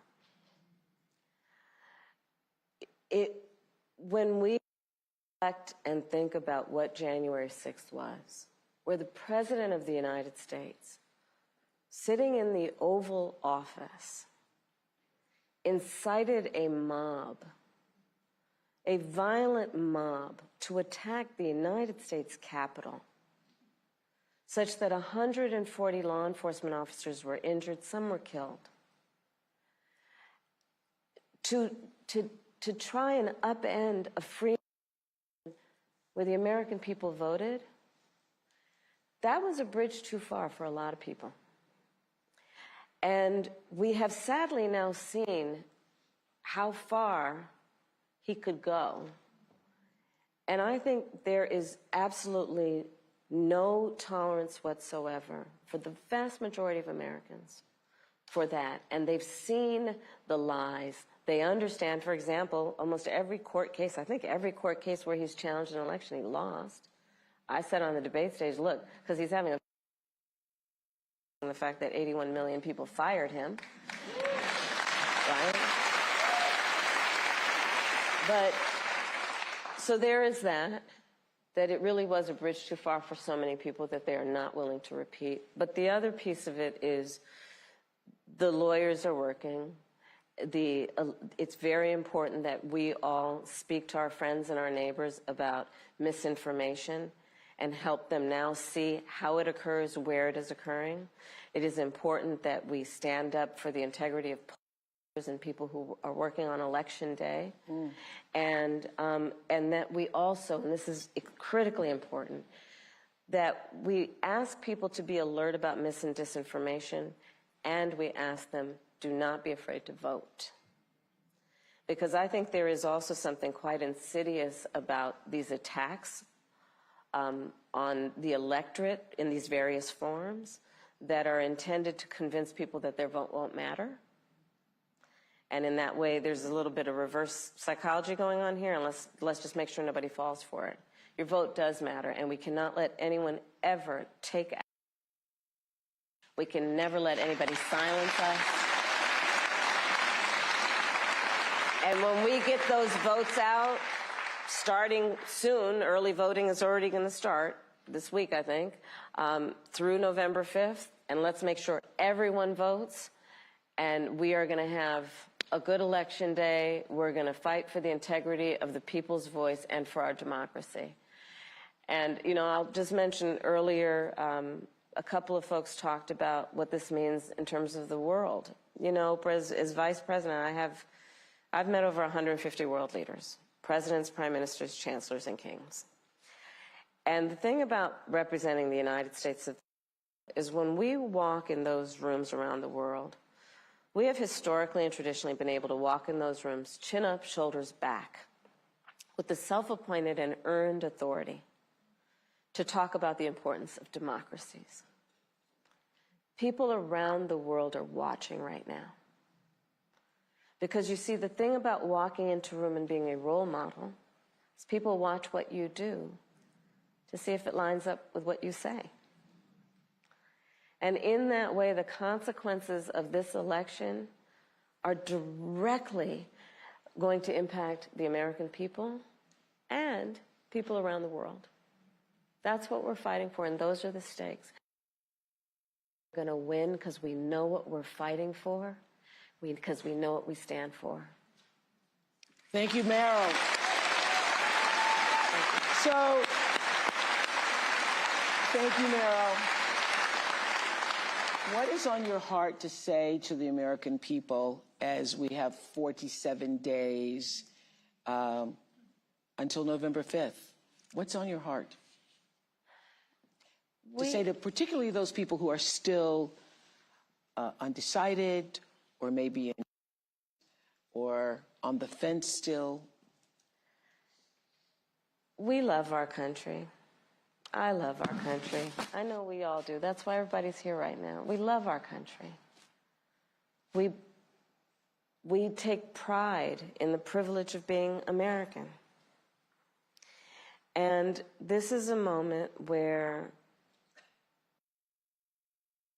come together as Americans, understanding we have so much more in common than what separates us. Let's come together with the character that we are so proud of about who we are, which is we are an optimistic people. We are an optimistic people. Americans, by character, are people who have dreams and ambitions and aspirations. We believe in what is possible. We believe in what can be. We believe in fighting for that. That's how we came into being, because the people before us understood that one of the greatest expressions for the love of our country, one of the greatest expressions of patriotism, is to fight for the ideals of who we are, which includes freedom to make decisions about your own body, freedom to be safe from gun violence, freedom freedom to be who you are and just be, to love who you love openly and with pride, freedom to just be. And that's who we are. We believe in all that. And so this is a moment where we stand knowing what we are fighting for. We're not fighting against. It's what we're fighting for. Thank you. Thank you, Madam Vice President. Thank you. And I want to say, thank you, Madam Vice President. I want to say, thank you, Joe Taker. Thank you, Joe Taker. Who started the gatherings on Zoom and all of the grassroots. Now, each of you listening tonight, you become your own grassroots organization to go forward and do something, coming together for the largest Zoom call we've all ever had. Thank you so much. And I just want to say, for all of you watching who are still on the fence, you're in the middle, you're independent as I am, or whether you're just still don't know what you're going to do. This is the moment for all decent people, all caring people who want the best for yourself and you want the best for other people. This is the moment for people who are tired of all of the bickering and all of the name calling, people who are exhausted by the craziness. Yeah. Stories and the conspiracies. This is the moment. You want to get on with your life because you know that we can do better and that we deserve better. You know this. I know you know this. I know you feel this. I know this is what you're saying amongst yourselves. It's in all the conversations that we're having, that you're having. And we're better than this. We're better. And we want to create a world where our children will be safe in school again. And as my friend and mentor Maya Angelou always said, when you know better, you got to do better. Thank you. So let's do better and vote for Kamala Harris. Thank you to all of our special guests. Thank you for sharing your stories, for being here, Ms. Shanat.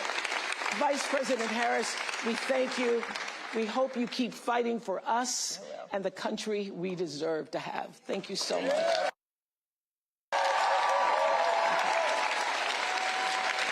To find out more about how you can register or where you can vote, go to iwillvote.com. Good night, everybody. Thank you on Zoom. Thank you.